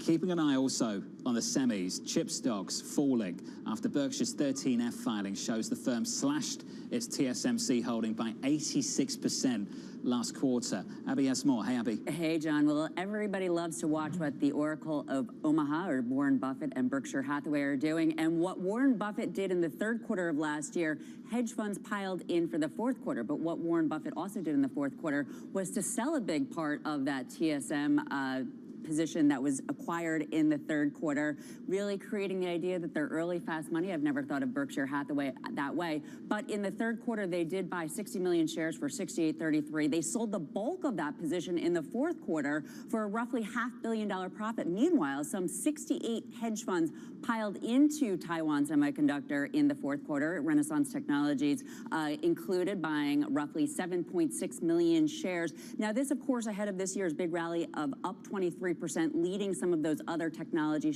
stocks. Somewhat baffling in some ways, John, given the fact that we've also had yields back up. But it does support the idea that you've been talking about all morning and in recent days, this idea of a no landing. But when we take a look at chips and Taiwan Semiconductor going back to last year, well, it's interesting because this rally really has been building. Taiwan Semiconductor out of the November low up 53%. We have the chips up out of the October low up more than 44%. Big buying power here for the chips, which could be a good sign, again, for the idea of no landing, given the fact that they are an early tell for technology. It seems like a lot of the supply chain kinks have worked out and demand is decent. Abby, thank you. On the latest, we keep hearing that phrase, don't we? No landing. Been talking about that for weeks, and credit to Neil Dutta of Renmac for being on top of that story as we closed out last year. Equities right now on the S&P down 0.5%, about 5 minutes into this. On the Nasdaq down 1/3%. Your scores year to date, and bear in mind we're only halfway through February, we're still up 7% on the S&P. On the Nasdaq year to date, we're up about 14%. Do you remember the consensus view on Wall Street coming into 2023? It was first half dip and second half rip. Well, now it's first half rip and maybe even a second half dip. The consensus on Wall Street falling apart. Investors taking sides. Chris Harvey of Wells Fargo calling time on the bear market. Morgan Stanley's Mike Wilson saying we haven't seen the bottom yet. And Bank of America's Savita Subramanian saying this. S&P 500, we could remain in this bear market for a while because we're in the process of right-sizing tech and everything else kind of getting bigger in the benchmarks. And that's not going to be a great environment for the S&P 500. Nadia Lovely, UBS, echoing that view, saying the following. There's more cuts to come to forward earnings estimates. The risk reward is not compelling, and we expect the market to correct. Nadia, I'm pleased to say, joins us right now. Nadia, you've seen the year-to-date gains, and thanks for being with us. Up 7% on the S&P, on the Nasdaq up 14%, and all of a sudden, a month and a half into 2023, the equity market sits on top of your year-end price target. What are you advocating for now? You know, we think that is on the higher end of that scenario. I think there's this tug of war between hard landing, soft landing, and no landing. It's probably going to continue for most of the first half of the year. Right now, the market is choosing to look through the inflation data and more focus on the current economic growth data, which has been fairly resilient just given the strength of the consumer. But we think that this market is going to pull back. I mean, some of the factors that has really driven this market year to date is starting to show exhaustion. You know, systematic position is a little bit more balanced now. The short covering peak is behind us. And we think that the earnings picture still remains in a deteriorating downward revision cycle. And when you look at valuation, you know, valuation is now extended. And so we think that that's going to be the resistance. The bond yields are moving higher. They're reflecting that higher inflation risk and the Fed reaction function. So it becomes more difficult and challenging to argue for further multiple expansions. And so this is why we continue to maintain our year-end price target of around 4,000 for the S&P 500. And Nadia, aren't those higher yields also reflecting better hard data, retail sales and payrolls? What does that mean for the equity call? Yeah, you know, I think near term, it can help support the market near term, but we do expect that data to start to deteriorate. Yes, the consumer excessive spending and excess savings are lasting a bit longer, but we think that as you start to feel that drag of monetary policy, I mean, right now the market is pricing in a Fed funds rate that's above 5%, and it could go even much higher than that, depending on if the labor market remains excessively strong and we see upward pressure on wage growth. We know that Chairman Powell has said that, and we know that in the December dots, like most of the members skewed very hawkishly. So we think that ultimately what's happened is that you had a pull forward of the returns that we had expected in the back half of in the first half of the year. But we think that that will correct itself as the year progresses. Nadia, not for me to say that you'll be wrong, but I'm just wondering what would make you change your mind. How many more payrolls prints, how many more retail sales numbers like the one we got this morning would it take for you to change your view?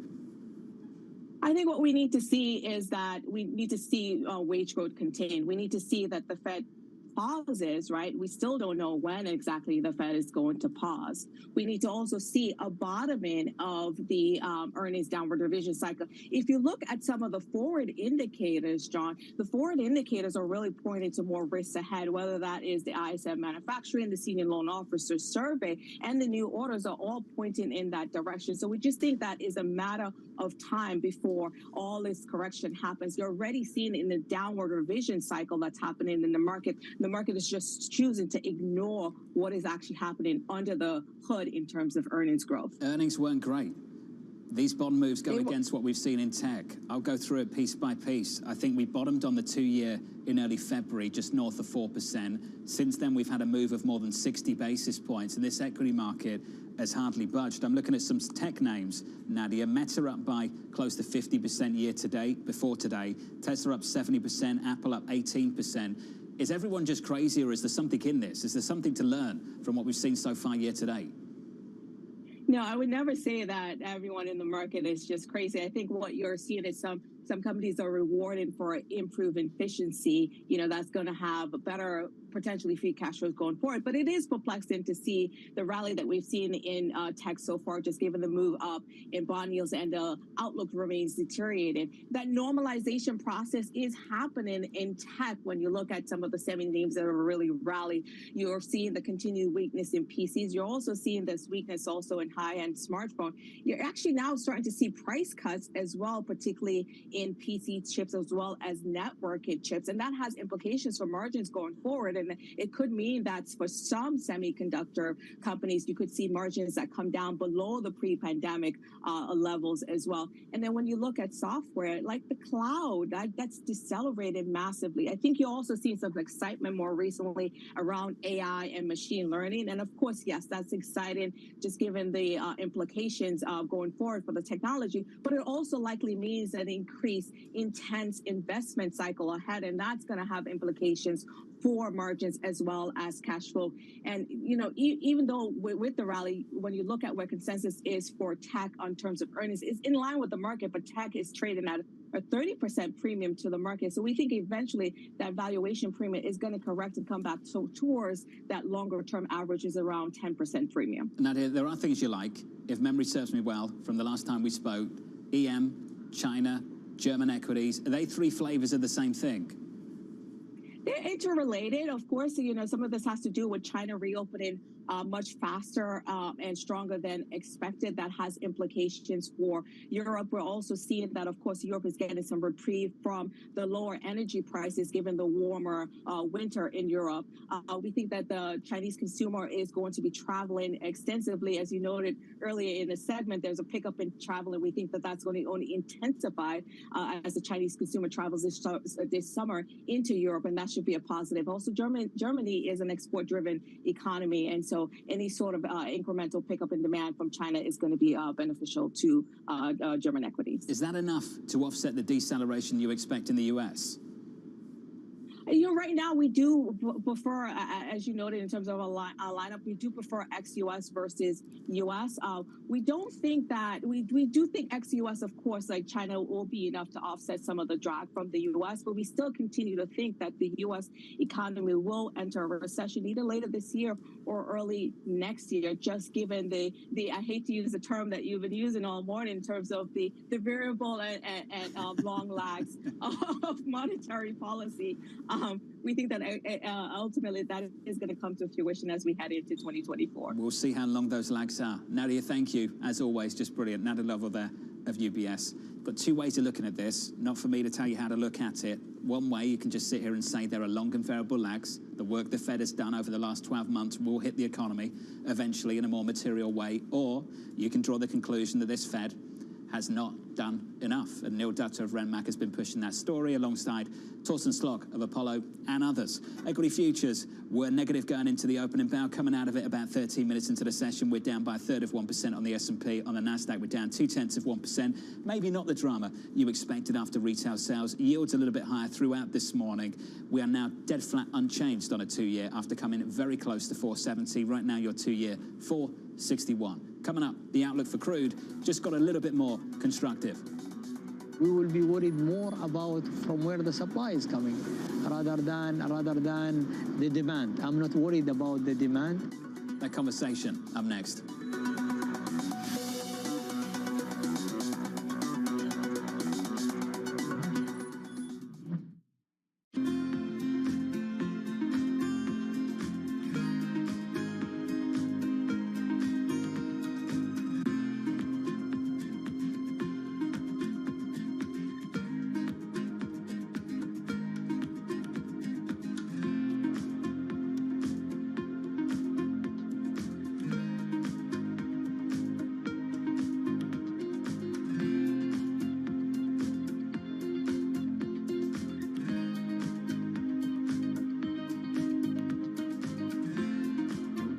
Alex, you've got to explain this one to me. What does it mean when the White House says we're watching markets carefully? It means they have a Bloomberg. I've seen the Bloomberg. They have. I've been in and seen it. Lots of Bloombergs. Lots of Bloomberg. Lots of Bloomberg. Lots of Bloomberg. Lots of Bloomberg. Lots of Bloomberg. I've seen the Bloomberg. I've seen the Bloomberg. I've seen the Bloomberg. I've seen the Bloomberg. What does it mean? What does it mean? What does it mean? What does it mean? What does it mean? It means they have a Bloomberg.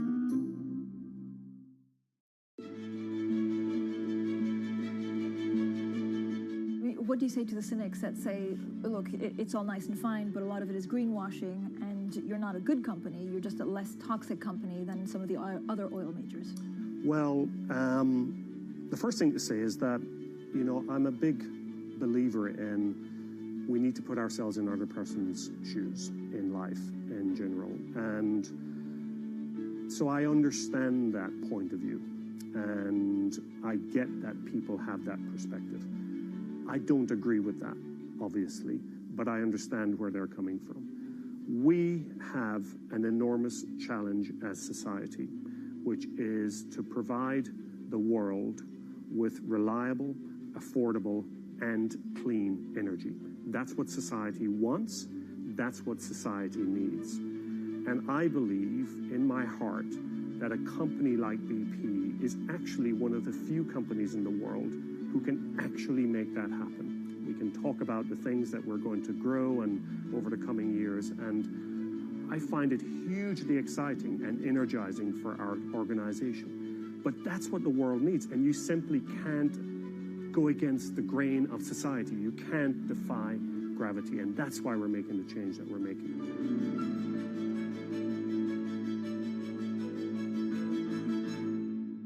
Bloomberg has enhanced search on the terminal to deliver what you need when you need it. Now, you can simply type phrases in everyday English in the command line. Compare financials. Find people. Analyze markets. You can enter phrases or ask questions. What do you want to know today? Ask a question or visit SearchGo to find answers now.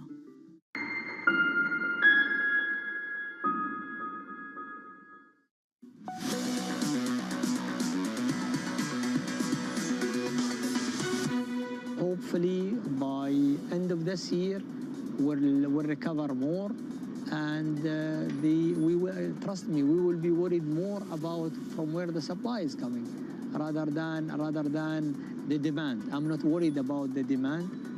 I think what worries us is, are we going to have enough supply in the future?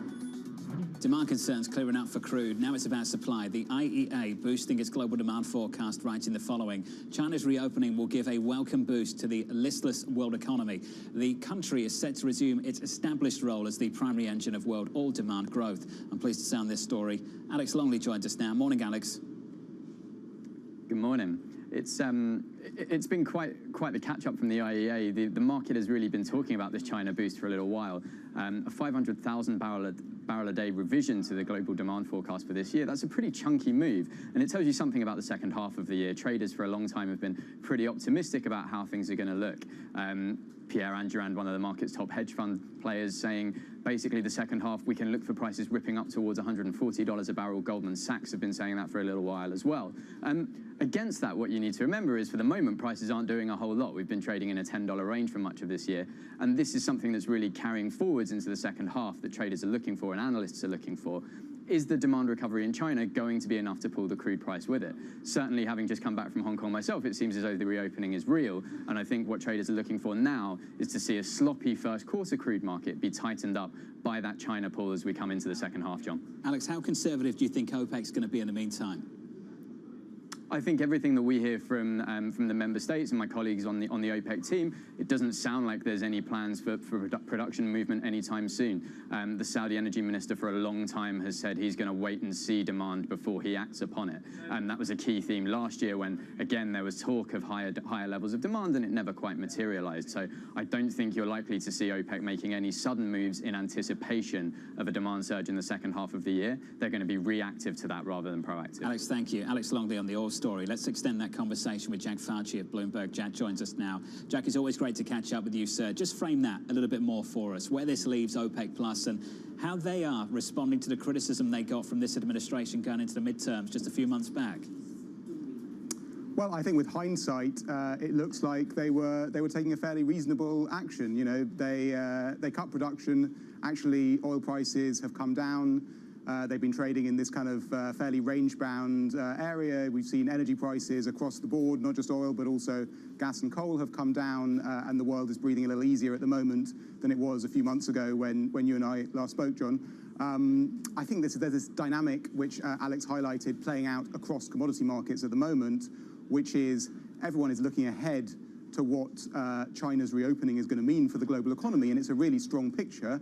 It's quite hard to see where the supply of a lot of key commodities, oil is one of them, but I mean, you could also look at gas, at metals, and it's quite hard to see where the supply at some point is going to come from. But right now, you're trading the markets today, and there's still plenty of supply today in quite a lot of these markets. So in oil, for example, the story is Russian supply has not fallen nearly as much as some people expected it would do. And so the markets are looking relatively well supplied today, but people are worrying about what's going to happen in a few months' time. We're pricing today also the investment decisions made 5-10 years ago. Jack, Alex mentioned the Goldman call. Jeff Curry, you remember that line from Jeff Curry in the last 18 months or so? It's the revenge of fossil fuels. Jack, we've come into 23. We've drained the SPR here in America. You can hear some officials in OPEC Plus really kind of flashing the light, waving a flag saying we might have a problem here on the supply side. Jack, do you think we might? Can you give us a little bit more information on that? I think we certainly might. Listen, we've already had the problem on the supply side, right? Like last year, across a number of commodities, most obviously gas and coal, but also oil. Remember, oil prices got to $139 last year. We've had a supply side issue already. We've had extreme increases in the price of energy commodities. Today, it looks slightly better, but if we have a strong global economy for a few more months, for the rest of this year, we have China growing strongly. I think very soon we're going to be having that conversation about underinvestment in the supply side, not just in oil, but also across the energy spectrum, across metals as well. Well, copper's absolutely ripped as well. That's a story maybe for later this year too. Jack, awesome as always. Jack Fauci, just reminding us that we saw triple-digit crude last year. And remember, we did that with China locked down. Let's see how that demand clicks in a little bit later this year. Brent crude down about 1%, 84.67. WTI down about 1% also, $78 and about 17 cents. 22 minutes into the session, we pulled back a bit by 0.4% on the S&P, and the Nasdaq down 0.2%. We've been focused on the front end of the yield curve for the last 24 hours, for sure. Your 2-year came really close to 470 a little bit earlier on, 469 off the back of a much, much stronger retail sales print. Big upside surprise. It's back to way since then, 461. On a 2-year. Let's get you some sector price action. Here's Abby. Hey, John. Well, that weakness in oil that you were just talking about, it means energy right now is the worst sector, down about 2%. But what's so interesting, we're looking at a roughly 0.4% decline for the S&P 500. Very low volume, 20% below the 20-day average, but yet all sectors are lower. So lots of small declines right across the board. Over the last month, though, John, it is a big, big difference. It's much more of a risk-on picture because over the last month, we have hardware and equipment technology up about 11%. We have the chips up 11%. Energy, though, it is down over the last month. And then take a look at utilities, down 5%. That, of course, has everything to do with yields higher, making those dividends look less attractive. Abby, thanks for that. That's the latest on a sector price action. Up next, your trading diary.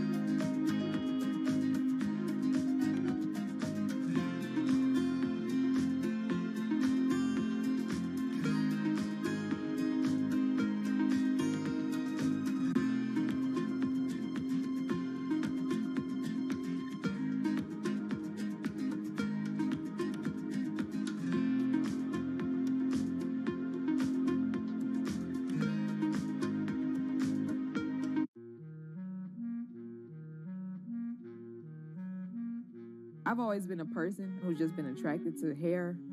I like to sit and think and theorize how I can manifest these visions that I have for braiding and how I can take something that may seem like it's a line drawing in my mind and apply that to someone's scalp. We are the only culture that has hair that grows out of our head the way that it does. Anyone from the African diaspora is born with this amazingly curly hair that can be shaped into a variety of different ways of expression. I want Black people to love themselves for how they naturally appear and also to appreciate the cultural practices such as braiding that our ancestors have practiced for centuries.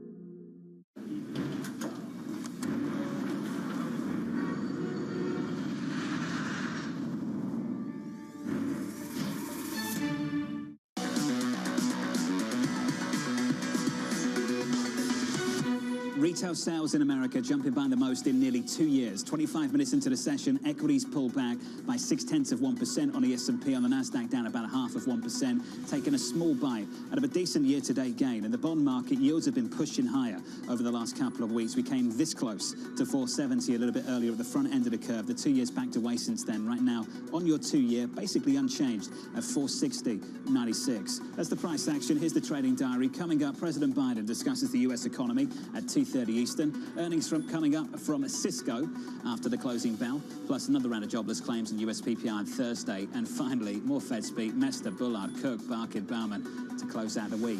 That closes out the day for me. Thank you for choosing Bloomberg TV. Good luck for the rest of the trading day. This was the countdown to the open. This is Bloomberg.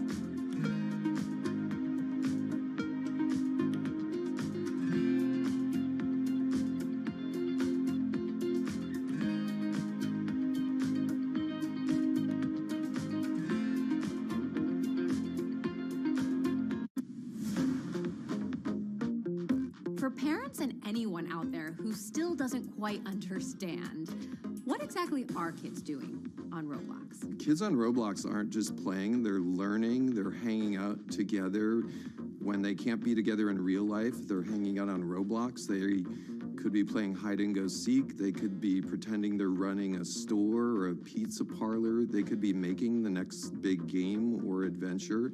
So it's really a wide range of things, and it involves doing things together, pretending you're together. Everybody's talking about the metaverse as something that's going to happen in the future, but there's an argument to be made that Roblox has already built a metaverse. What do you think? I think we've started. There's still so much innovation to be done, and there's so much invention to be done in this category that it's mind-boggling.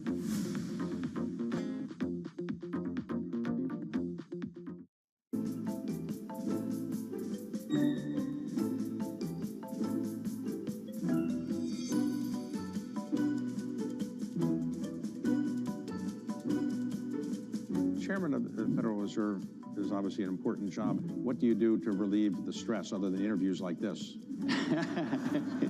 As you know, I like to ride my bike. I say, is that safe, riding a bike? It's safe if you stay on the bike.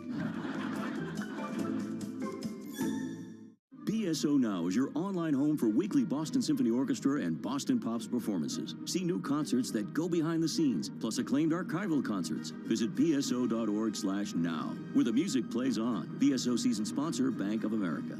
Why do the biggest names in business choose Bloomberg? That is a great question. question. It's a great question. Great question. Great question. That's a question I get all night. Bloomberg, top experts, great questions.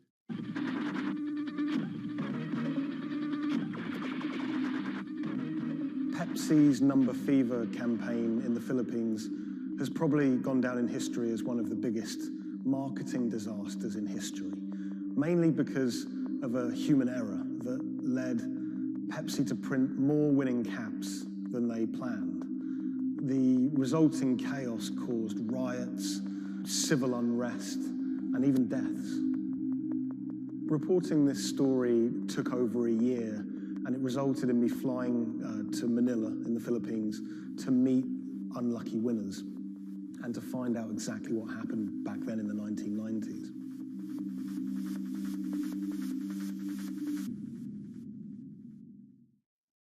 My name is Jeff Maish. I'm a journalist based in Los Angeles. I wrote the story for Bloomberg Business Week about Pepsi's Number Fever campaign. The Philippines is a really interesting country. It's made up of thousands of islands, and it's also a country that's very heavily influenced by America. American culture is everywhere you look in the Philippines. They're obsessed with Frank Sinatra music, for example. They love all things America, and that extends to their love for soft drinks, Pepsi-Cola, Coca-Cola. In the 1990s, it was everywhere. Pepsi and Coca-Cola were embroiled in what is now known as the Cola Wars. It was a fierce battle for market dominance. Number Fever was already a really popular promotion. It had been rolled out in America to great success. And so Pepsi decided to roll it out internationally, particularly in Asia. They thought it was the answer to their problems. They thought it could finally help them beat their biggest competitor.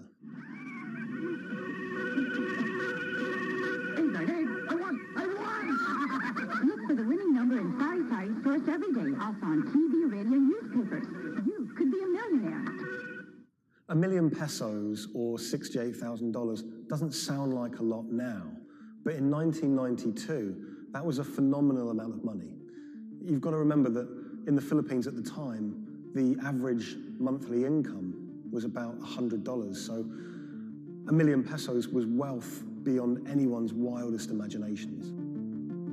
Number Fever caught fire in the Philippines. Kids were saving up their pocket money to buy a bottle of Pepsi. Parents were squirreling away all of the bottle caps in bags. You would walk down the street and people were going through trash trying to find discarded bottle caps. It was a national phenomenon. Pepsi boasted that half the population of the Philippines was playing it. Number Fever boosted Pepsi's sales every month from $10 million to $14 million. It had a huge impact on Pepsi's bottom line. Number Fever quickly became number hysteria. Maids were being jailed for stealing their employers' winning bottle caps. There was even some murders over winning bottle caps. People were fighting in the streets over these caps. There were signs that there were going to be problems with Number Fever very early. Pepsi had rolled out the competition in Chile, and a garbled fax had caused some kind of problem with the winning number. They'd announced the wrong one in Chile, causing riots. There were signs that there could be big problems ahead if they didn't keep their eye on the ball. So in 1992, Pepsi decided to extend the campaign in the Philippines, and they announced that the competition would go on for a few more weeks. One night, on the television news, they announced the latest winning number, 349. The problem was, 349 had already been allocated as a non-winning number in earlier campaigns. So there were literally hundreds of thousands of bottle caps with 349 just floating around the Philippines. Hundreds of thousands of people all across the Philippines, thousands of islands, were finding winning bottle caps. 349, 349. Some people had 10 lucky 349 bottle caps. People were dancing in the streets, celebrating. They thought their problems were over. They were millionaires. It's still not certain exactly how many winners there were of Lucky 349 bottle caps, but we know that Pepsi printed over 600,000 of them. Pepsi realized very early that there was a problem. Hundreds of people started arriving at their bottling plants with their Lucky bottle caps. They realized something was seriously wrong. Pepsi tried to solve the problem by offering a small token donation to anyone that brought a Lucky bottle cap to their bottling plant. But it wasn't enough. People didn't want just a handful of pesos. People wanted their million peso prize. Within a year, violent protests and riots outside Pepsi factories would leave dozens injured and 5 people dead. At one Pepsi factory in the Philippines, a grenade was thrown through the window. It killed 3 Pepsi employees. Anacita Rosario was a school teacher living near Manila in the Philippines. She was one of the tragic victims of this whole thing. She was walking to a nearby store to buy some rice one day when a Molotov cocktail was thrown at a Pepsi truck in a violent protest. It bounced under the truck and exploded. It killed her and an innocent bystander who was just a child and injured many others. When I was in the Philippines, I tracked down Anacita's daughter, Cindy, and her husband, Raul. It was clear to me that they were still very upset by the whole thing. You know, a family had been ripped apart by this competition. And Raul told me that he'd never remarried. He'd told me that he'd gone to meet Pepsi executives after his wife was killed. And he was angry. He said to them, you know, this wouldn't have happened if it wasn't for you, if it wasn't for Number Fever. The biggest revelation from my reporting was rumors that Pepsi was somehow involved in bombing their own trucks. I found a newspaper report with a headline that said, "Pepsi goons bomb their own trucks." And when I visited the MBI, the police department in the Philippines, they presented me with documents and interviews with people who claimed that Pepsi had paid them to cause riots and to cause trouble outside their plants in order to destabilize the situation and to frame the owners of the coalitions that were fighting them to try and curry favor. I just thought that was so shocking. And of course, Pepsi denied it, but how bizarre that a company would be accused of bombing their own trucks.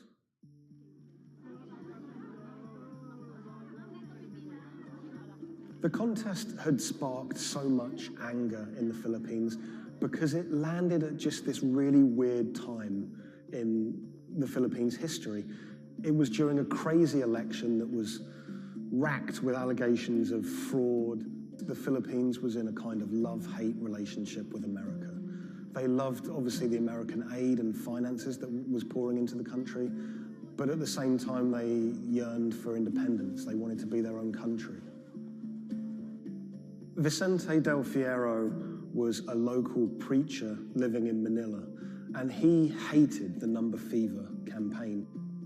Del Fierro thought Pepsi's Number Fever campaign was just one of the many ways that America was asserting its dominance over a third world country. He hated seeing his fellow countrymen get ripped off, in his eyes, by this huge multinational American company. He wanted justice. Del Fierro rounded up over 800 winners of 349 bottle caps, and he got them all together to sue Pepsi for over $400 million to be divided between those holders of Lucky bottle caps. Del Fierro took money from some of the people who could afford it. They paid him 500 pesos to help with legal fees, but for people who couldn't afford the money, he would just represent them pro bono. The alliance is to build up pressure on Pepsi. And so you see people marching in the streets. So we had mounted our own campaign, even in the U.S. He flew to America and he hired 2 consumer lawyers here in America to take on Pepsi. He had a meeting at Pepsi's headquarters to try and resolve the problem, but he said he wanted to take it all the way to the highest courts in America. When those cases were heard in America, those courts decided that this was a problem that should be heard in the Philippines, not in America. Back in the Philippines, Del Fierro continued his case in the Filipino courts. At one stage, there were arrest warrants handed out for 9 Pepsi-Cola executives, which he saw as a big victory. We don't know if those arrest warrants were ever upheld, but it made newspaper headlines across the country. Pepsi did not take kindly to Del Fierro's campaign. They tried everything to shut him down. They sued him for libel. My father had to attend 3 times a month for a branch 145 and another hearing for the branch 113, also 3 times a month. Also, there was a time my father was hospital due to heart failure. Still, he had to attend the 2 branch hearing. Otherwise, for not attending, the judge will issue a warrant of arrest to my father. My father passed away January 13, 2010. After staying for almost 1 year in the hospital, he died of complication due to heart failure. After the death of my father, I was inspired to do the website. PepsiCo will be remembered for what they did to the consumer in the Philippines and to my father. When I reached out to Pepsi for comment for this story, they claimed that they didn't have access to anyone who was working at Pepsi that was around in those days. They also said that during COVID-19, they didn't have access to their documents about this, but you know, they were very careful to say that they were sorry for everything that happened, and we do know that Pepsi did try everything to try and make this right. The Pepsi number fever disaster cost the company millions. We know that they paid up to $10 million in those goodwill payments, but the financial effect could be much greater. After the disaster, we know that Pepsi sales dipped. They were overtaken by Coca-Cola again. Pepsi's number fever disaster changed the legacy of that soft drink in the Philippines forever. Some people of a certain age won't touch it. For many people, Pepsi is a taboo word. A lot of the people that I spoke to were still quite traumatized by their experience, by that experience of winning $1 million pesos, losing it, and then returning to their normal life in poverty in Manila.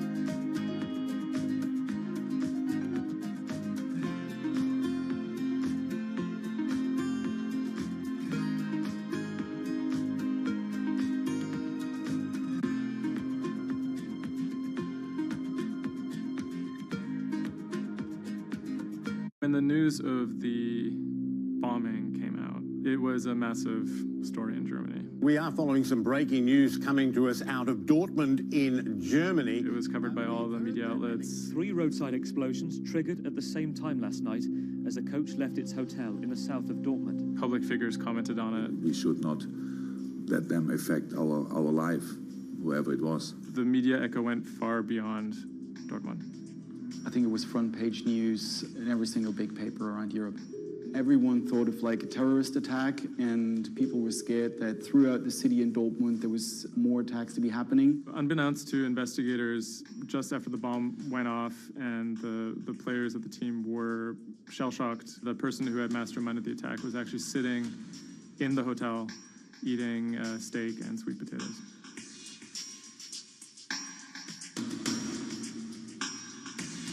My name is Thomas Rogers. I'm the journalist who wrote the article, The Get Rich quick scheme that nearly killed a German soccer team.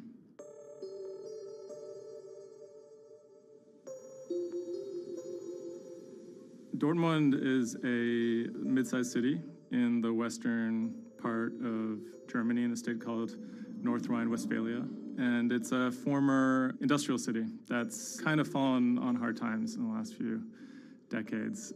It was severely bombed in the war, so the center of the city is quite stark. Some of the few high points include its soccer team. My name is Ike Henning. I'm a reporter with Bloomberg News, and I'm a great fan of Borussia Dortmund. Dortmund fans are super loyal. On all match days, the entire city is in black and yellow. It's like a religion. I think more than most German cities, soccer does play a very large role in the identity of Dortmund. In October of 2000, the BVB became the first team in the Bundesliga to actually go public. Salaries for soccer players in the Bundesliga have gone up very dramatically. With such high prices, they thought that by going public, they would be able to compete better with big teams like Bayern Munich. Unfortunately, that didn't go too well. Dortmund bought too many expensive players, high wages, and the club almost went bust in 2005. The price of their shares, it has sometimes gone up, but mostly gone down since they made that decision. So on April 11th, 2017, the team was staying in a hotel on the outskirts of Dortmund. Match days are always special in Dortmund. Everyone is looking forward to it. The team always meets in the same hotel ahead of matches. They stayed in this hotel in order to have a kind of neutral space before games so that they could concentrate, be sort of isolated from distractions, things like that. Everyone was pretty optimistic. They had a chance to go really far, maybe into the finals. I was in the office and getting ready for match day. I was going to meet with a friend, a fellow Dortmund supporter, in a pub. As always, the fans are very excited about matches. On that day, they were heading to play in the quarterfinal against AS Monaco at Signal Iduna Stadium, which is in the center of Dortmund. Shortly before 7 p.m., the players of the team boarded their official team bus. When the bus took off the parking lot of the hotel and turned on the street, there were three detonations, 3 bombs that exploded and hit the bus of Dortmund. 3 explosions occurred close to the Borussia Dortmund team bus. The B team bus had just left the hotel. The explosions destroyed 2 windows in the rear part of the bus. People screamed, people jumped to the ground. The fellow Dortmund fan I was supposed to watch the match with, he called me and said, turn on the TV, there was an attack of the Dortmund bus. And I thought he was like, that was impossible. Some of the players screamed at the driver to keep driving as fast as possible because they were worried that people might storm the bus. German investigators say the explosive devices used in the attack on the Borussia Dortmund bus contained metal pins, and that one had pierced a seat headrest. Unbeknownst to the team members, the actual mastermind behind the attack was, as they were disembarking, the bus was actually eating steak and sweet potatoes at the hotel they had just left. Authorities are attempting to verify a letter left at the scene claiming jihadists were behind the attack. Because there had been a series of attacks by Islamic terrorists in Germany and Europe, there was widespread suspicion in the media that this was another Islamic terror attack. 3 letters were found at the site of the bombing that took credit for the attack on behalf of Islamic State. There were, however, reasons to doubt this particular narrative. Would actually be a surprise if ISIS were actually part of this attack. Possibly could be a ploy by other groups like the far right wing to try and shift the blame. The letters had some strange qualities. They were written in a strange German that used big, sophisticated words, but had basic grammar mistakes, as if someone was native German speaker, but pretending to be a foreign person. Federal investigators have detained 1 man suspected of links to Islamist terrorism, one of 2 suspects whose apartments were raided this morning. Shortly after the bombing, a man in Austria named Rudolf, who was a big BVB fan, he noticed that something strange was going on the stock market related to the team's shares. He emailed the lawyers of BVB, who then forwarded that email on to investigators. The email stated that someone had bought 60,000 BVB put options, a wager that the value of the shares of the team would fall below a certain amount at a certain date. Why would someone buy that ahead of a match and then 3 bombs go off? Something isn't right here. For the person to make money off of that, it required the stock to go down quite a bit in a fairly short period of time. And it wouldn't just be the team losing a match, it would require something much bigger than that. There was another big red flag about this purchase, which is the fact that it had actually been made, number one, on the day of the bombing, but also from an IP address that had been traced to the actual hotel where the bombing had taken place. When 3 explosions targeted the bus carrying the Borussia Dortmund footballers on April the 11th, written notes left at the scene claimed the attack was the work of ISIL. The truth, as is now alleged, is remarkable. On April 21st, the police arrested a man in a southern German city called Tübingen. He was on his way to work, and his name was Sergei Venegold. He seemed like an unlikely suspect because he had no known connections to the Islamic terror world. He didn't seem like a far-right extremist. He didn't seem like a left-wing extremist either. He seemed to be a completely unremarkable young man. A 28-year-old German-Russian man, named only as Sergei W., stayed in the same hotel as the players on the night before the bombing. He specifically requested an upper room overlooking the bushes where the explosive devices were hidden. The media dissected why he would do that, what was his past. He had been inspired by the 2015 terror attack in Paris. And he noticed that in the aftermath of the attack, the stocks of French companies went down. And he believed that if an attack took place that was directed at a specific company, that the decrease in stock price for that company would be even more dramatic. It never occurred to anyone that someone would do that out of greed. We now know that the suspect bought 3 different derivatives on the Borussia Dortmund shares. With all these derivatives, he bet on falling shares. The suspect bought the majority of these financial products on the 11th of April, the day of the attack. If the plot had been completely successful and the stock had reached a value of 0, Venergold would have made up to 570,000 euros, or the equivalent of about $608,000. Ultimately, the plan completely backfired. The attacker, Sergei Venegold, didn't make any money. In fact, he lost money. In court, he would be extremely quiet. He usually kept his hands clasped together. One of the lawyers actually commented that he had never seen a defendant act so calmly. Venergold had served some time in the German military. From that information and from online research, he was able to figure out how to assemble remote detonated bombs that would do what he hoped to do.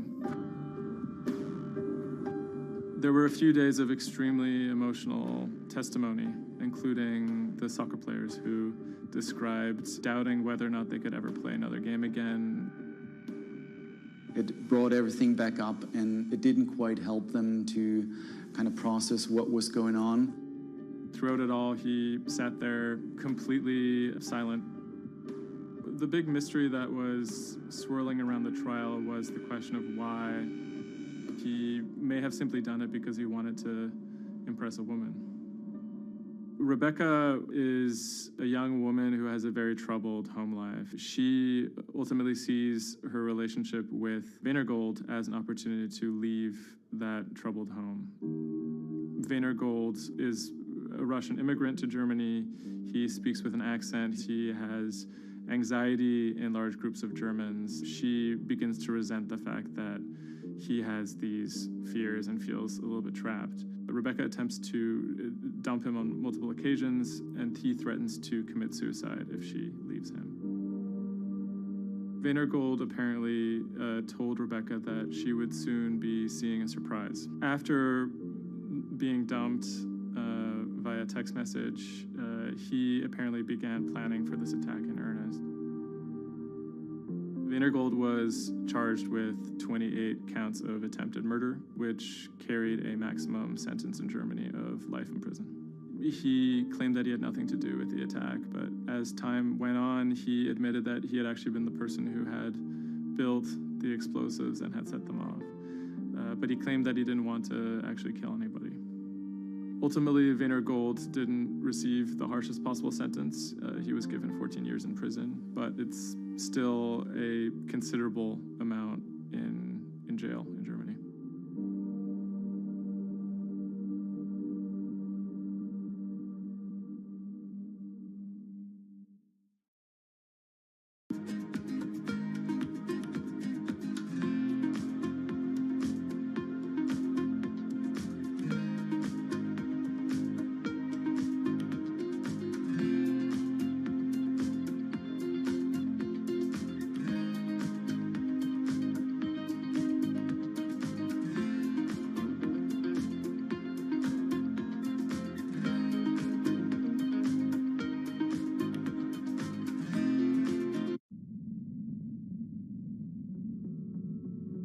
The threat of an asteroid hitting Earth is very real. If it's big enough, it's also very final. These are very, very infrequent events. The probability is not zero, though. A blinding flash of light streaking across the sky. About 100 tons of space rock falls on Earth every day. Most of it is so small it burns up in our atmosphere or lands unnoticed away from major populations. No human in the past 1,000 years is known to have been killed by a meteorite, and according to NASA, no large object is likely to strike the Earth any time in the next several hundred years. However, one thing is certain: we haven't found them all. There are thousands out there, and we don't know where they are.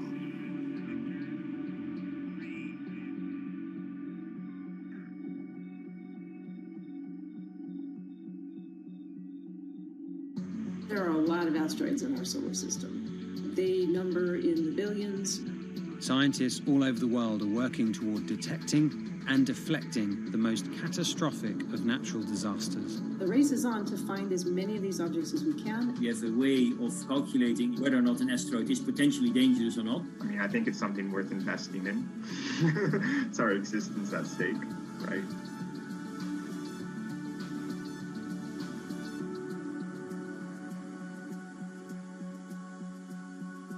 Amy, let's get this one out of the way. It's probably the question you get asked the most, but how scared should we be? Asteroids and comets are a natural hazard that's out there like a lot of other natural hazards. These are very, very infrequent events, these collision events, where an object actually impacts the Earth. The most important thing that we need to know about asteroids is when the next impact is going to happen and how bad it will be. What we know is that an object that's about, say, a kilometer across is capable of causing very, very wide devastation across the planet, really, truly global devastation. The object that wiped out the dinosaurs was somewhere in the neighborhood of 5 to 10 kilometers across, so even bigger than that. At a kilometer, it's still going to be very bad and it will have global effects. For objects that are capable of causing what I would call sort of regional damage, kind of a large major metropolitan area, a city and its surrounding environment, sort of around 100-ish meters. It depends on the details of the composition and so forth. By the 1980s, NASA was cataloguing near-Earth objects. In 1994, stargazers watched as comet Shoemaker-Levy 9 hit Jupiter. The resulting zone of chaos was estimated to be as large as the Earth, and the event became a turning point in the search for asteroids and comets in our solar system. In 1998, Congress tasked NASA with finding 90% of asteroids and comets 1 kilometer wide or larger.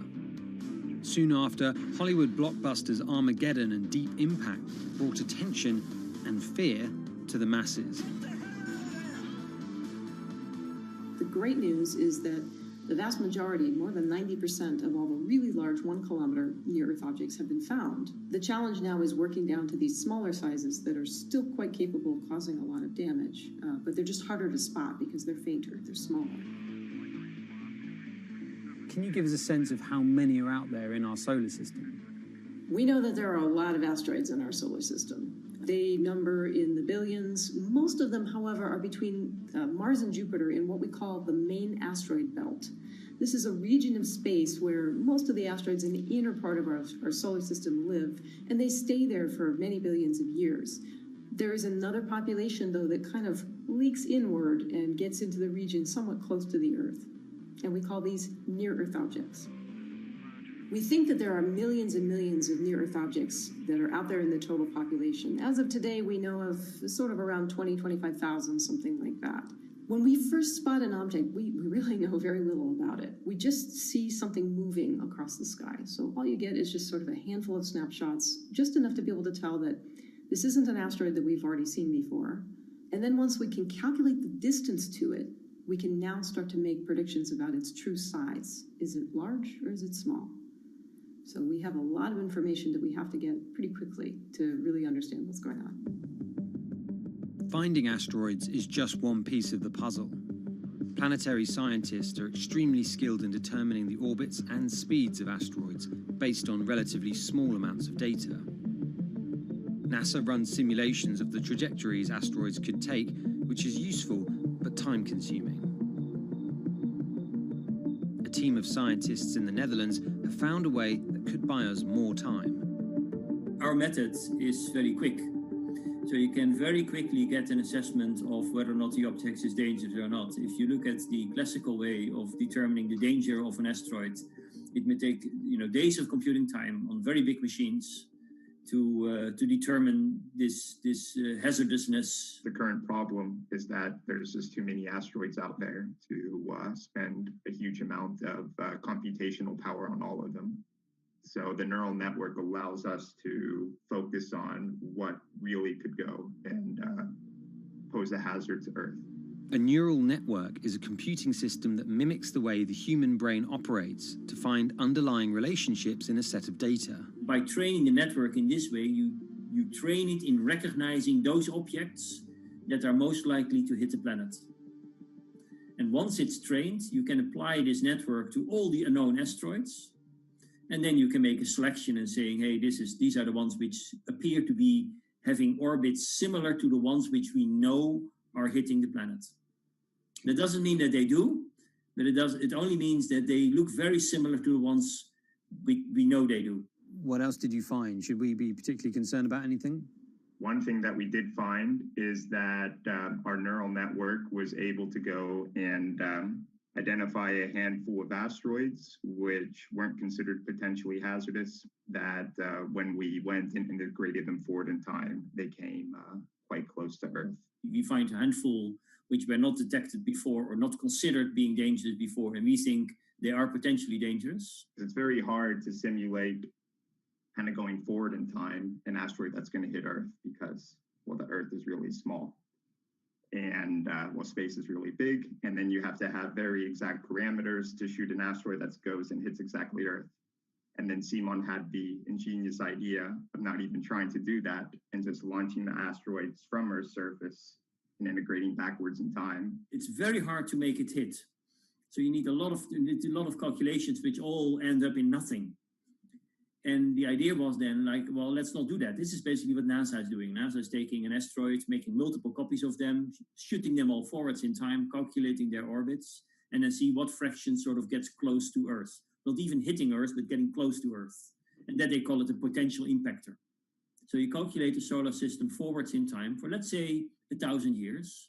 And then you launch asteroids from the surface as if you go forwards in time, would fall on the surface.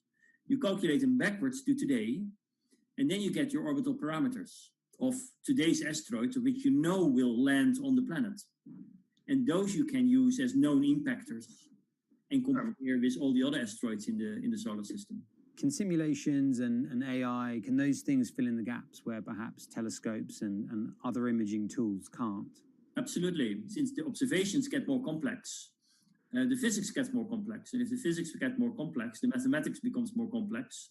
And at some point, you can't solve your problems analytically anymore. And then this is where the computer comes in. Now we have this trained neural network. We have a way of calculating in a fraction of a second whether or not an asteroid is potentially dangerous or not, and therefore deserves more attention or more time to spend on for really finding out if it is dangerous. When it comes to hunting asteroids, time is critical. What we can do about a potentially hazardous object depends a great deal on what we know about it and how much time we have before the encounter. We'd really like to find them when they're decades away, because the more time you have, the more options you have, and the less energy it takes to move an object aside. It also means we might not have to resort to launching a nuclear warhead at an asteroid. Until recently, pretty much our only choice. That's an option of last resort, in my opinion, yes. We have lots of options available. You can just simply bump into the object and just nudge it out of the way. That's one possibility, and that's kind of, in a way, sort of the simplest thing to think about, just nudging it off its path a little bit with, a massive object, a spacecraft, let's say. It's just kind of like bowling, if you will. If you have a long time or a long stretch of runway in the lane, just a very small twist on the bowling ball will make a big change in where it ultimately ends up. Another option would be something where you take a very big, massive spacecraft and you park it next to the object and you use the force of gravity as a towing rig. That takes longer, though, and you need to be able to send a pretty massive spacecraft, and it obviously depends a lot on how big the asteroid is. Other options start to get more and more complicated, and they range from painting one side of the object a white color and painting the other side dark, and then letting the pressure of light sort of perturb its orbit. In a departure from the lab and computer simulations, NASA has real plans to rehearse kinetic impact deflection.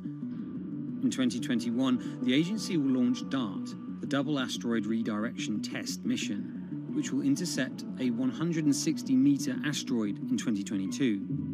Better to practice now before we have to deal with an actual threat. In the meantime, discovering asteroids is our best bet. Thousands of scientists and amateur astronomers around the world make up an informal network that survey the heavens. But that may not be enough. NASA wants more resources to map our solar system and better technology. We need to ramp up our network of sensors, and also we need to just continue to strengthen our network of international observers so that we can get follow-up, because we find these objects when they're distributed all over the night sky. Once we get more observations, we get better data, we can make better predictions. If you look at the big impactors we have had in the last, let's say, 20 years, or maybe 30 years, or 50 years, most of them we haven't seen coming. So the real danger, I think, comes from the objects we don't know about, and not from the objects we do know about. This particular natural disaster, like a lot of natural disasters and like climate change, is a problem of the global commons. So the thing that we risk collectively is that it sort of then becomes nobody's problem, and nobody takes ownership over it. The asteroids are all over the sky. They just truly cross boundaries and borders with a second's notice. I kind of imagine in the future maybe lots of small satellites around the Earth that are always going and looking outward. I mean, I think it's something worth investing in. It's our existence at stake, right?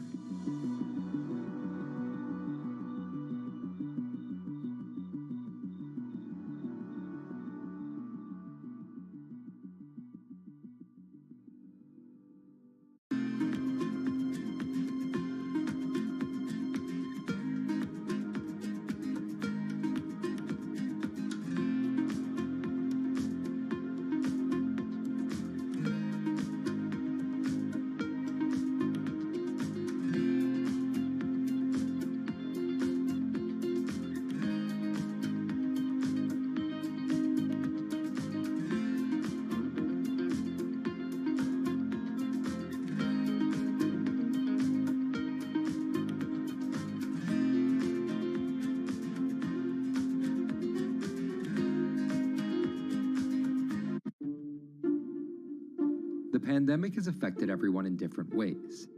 Some pass the time by baking. Homemade sourdough bread. Do I need to say more? Some chose to binge watch Netflix. It's your game. Or maybe you started a garden oasis in your backyard. Next, I'm going to put my lettuces in. But for millions of others, I'm going to be posting stocks that will boom. They wanted to uproot the financial industry. Let's just lock it on up and take $15,000. Here's a stock that can change your life. I see a stock going up and I buy it, and I just watch it until it stops going up, and then I sell it. I have gained over $3 million. I want some free money. I don't think you can overstate the online communities or social media's influence on financial markets. A large group of inexperienced investors who discuss their plans on social media platform Reddit have shaken up the stock market in a big way. The stock that everybody's talking about right now is GameStop. Video game retailer GameStop is set to continue their head-spinning ascent today. The revolutionaries on Reddit are spanking Wall Street's ass. The more these stocks go up, the more the big guys are getting creamed and losing billions of dollars. This isn't a wealthy person's game anymore. Anyone can play it. I took up a little bit of a new hobby, and I am interested in day trading. As an investor nowadays, you don't have to look a specific way. You don't have to wear specific clothes. You don't have to be doing it from a trading floor on Wall Street in like a high-rise building in downtown Manhattan. The narrative of what's driving the markets is no longer being held in secret offices in New York and Boston of privileged people talking to other privileged people. It's right out in the open. It's on Twitter, it's on Reddit. From brokerage apps to Discord channels and subreddits to TikTok finfluencers, one of the last holdouts in the world of disruption, finance, is next in line.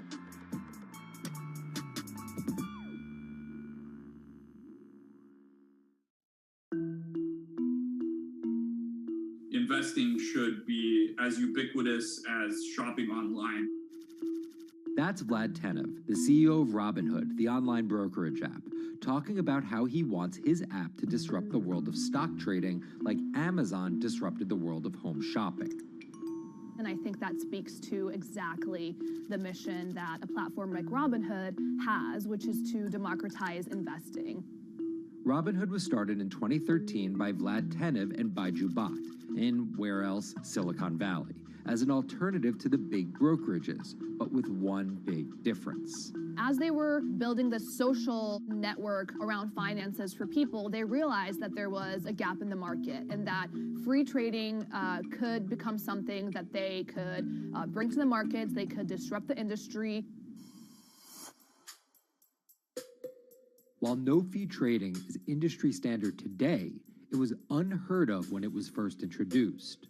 The online brokerage industry was really innovative when they came on the scene 10, 15 years ago, but they kind of stopped innovating where you haven't seen those commissions come down beyond $5 or $6 or $7. Robinhood think that by offering zero commission that they're going to push people onto this platform. And on top of no-fee trading, the customers Robinhood was courting have been long overlooked in the world of finance. So the typical customer of a Charles Schwab, for example, is putting a lot more money in that brokerage account than the typical customer at Robinhood. Even today, with all of its popularity, the median account size is about $240. There's Fidelities and the Schwabs and the E-Trades of the world. They look down their nose at those kind of accounts. I don't want a $1,000 account. They're just a headache. I want a $100,000 account. And this is key here, right? Because the thing about Robinhood that's different than every other single brokerage platform is how easy it is to use. The design of the Robinhood app really has in mind a user who might be coming at this absolutely cold. The fonts are very well sized, the shapes, the colors, all of that is something that the founders of Robinhood paid really close attention to. And by creating an interface that catered to a newer investor, they were able to gather a pretty healthy group of customers. And by 2019, they had about 10 million customers. Those 10 million customers were a huge success story for Robinhood, but no one could have predicted its explosion after the arrival of COVID-19. Remain indoors to the greatest extent, and 100% of the non-essential workforce must stay home. What we saw when the pandemic hit was the growth of Robinhood users absolutely turbocharged. Oddly, you saw this surge in interest in stock trading. Then they saw the absolute surge in 2020 in customer growth. And now, by many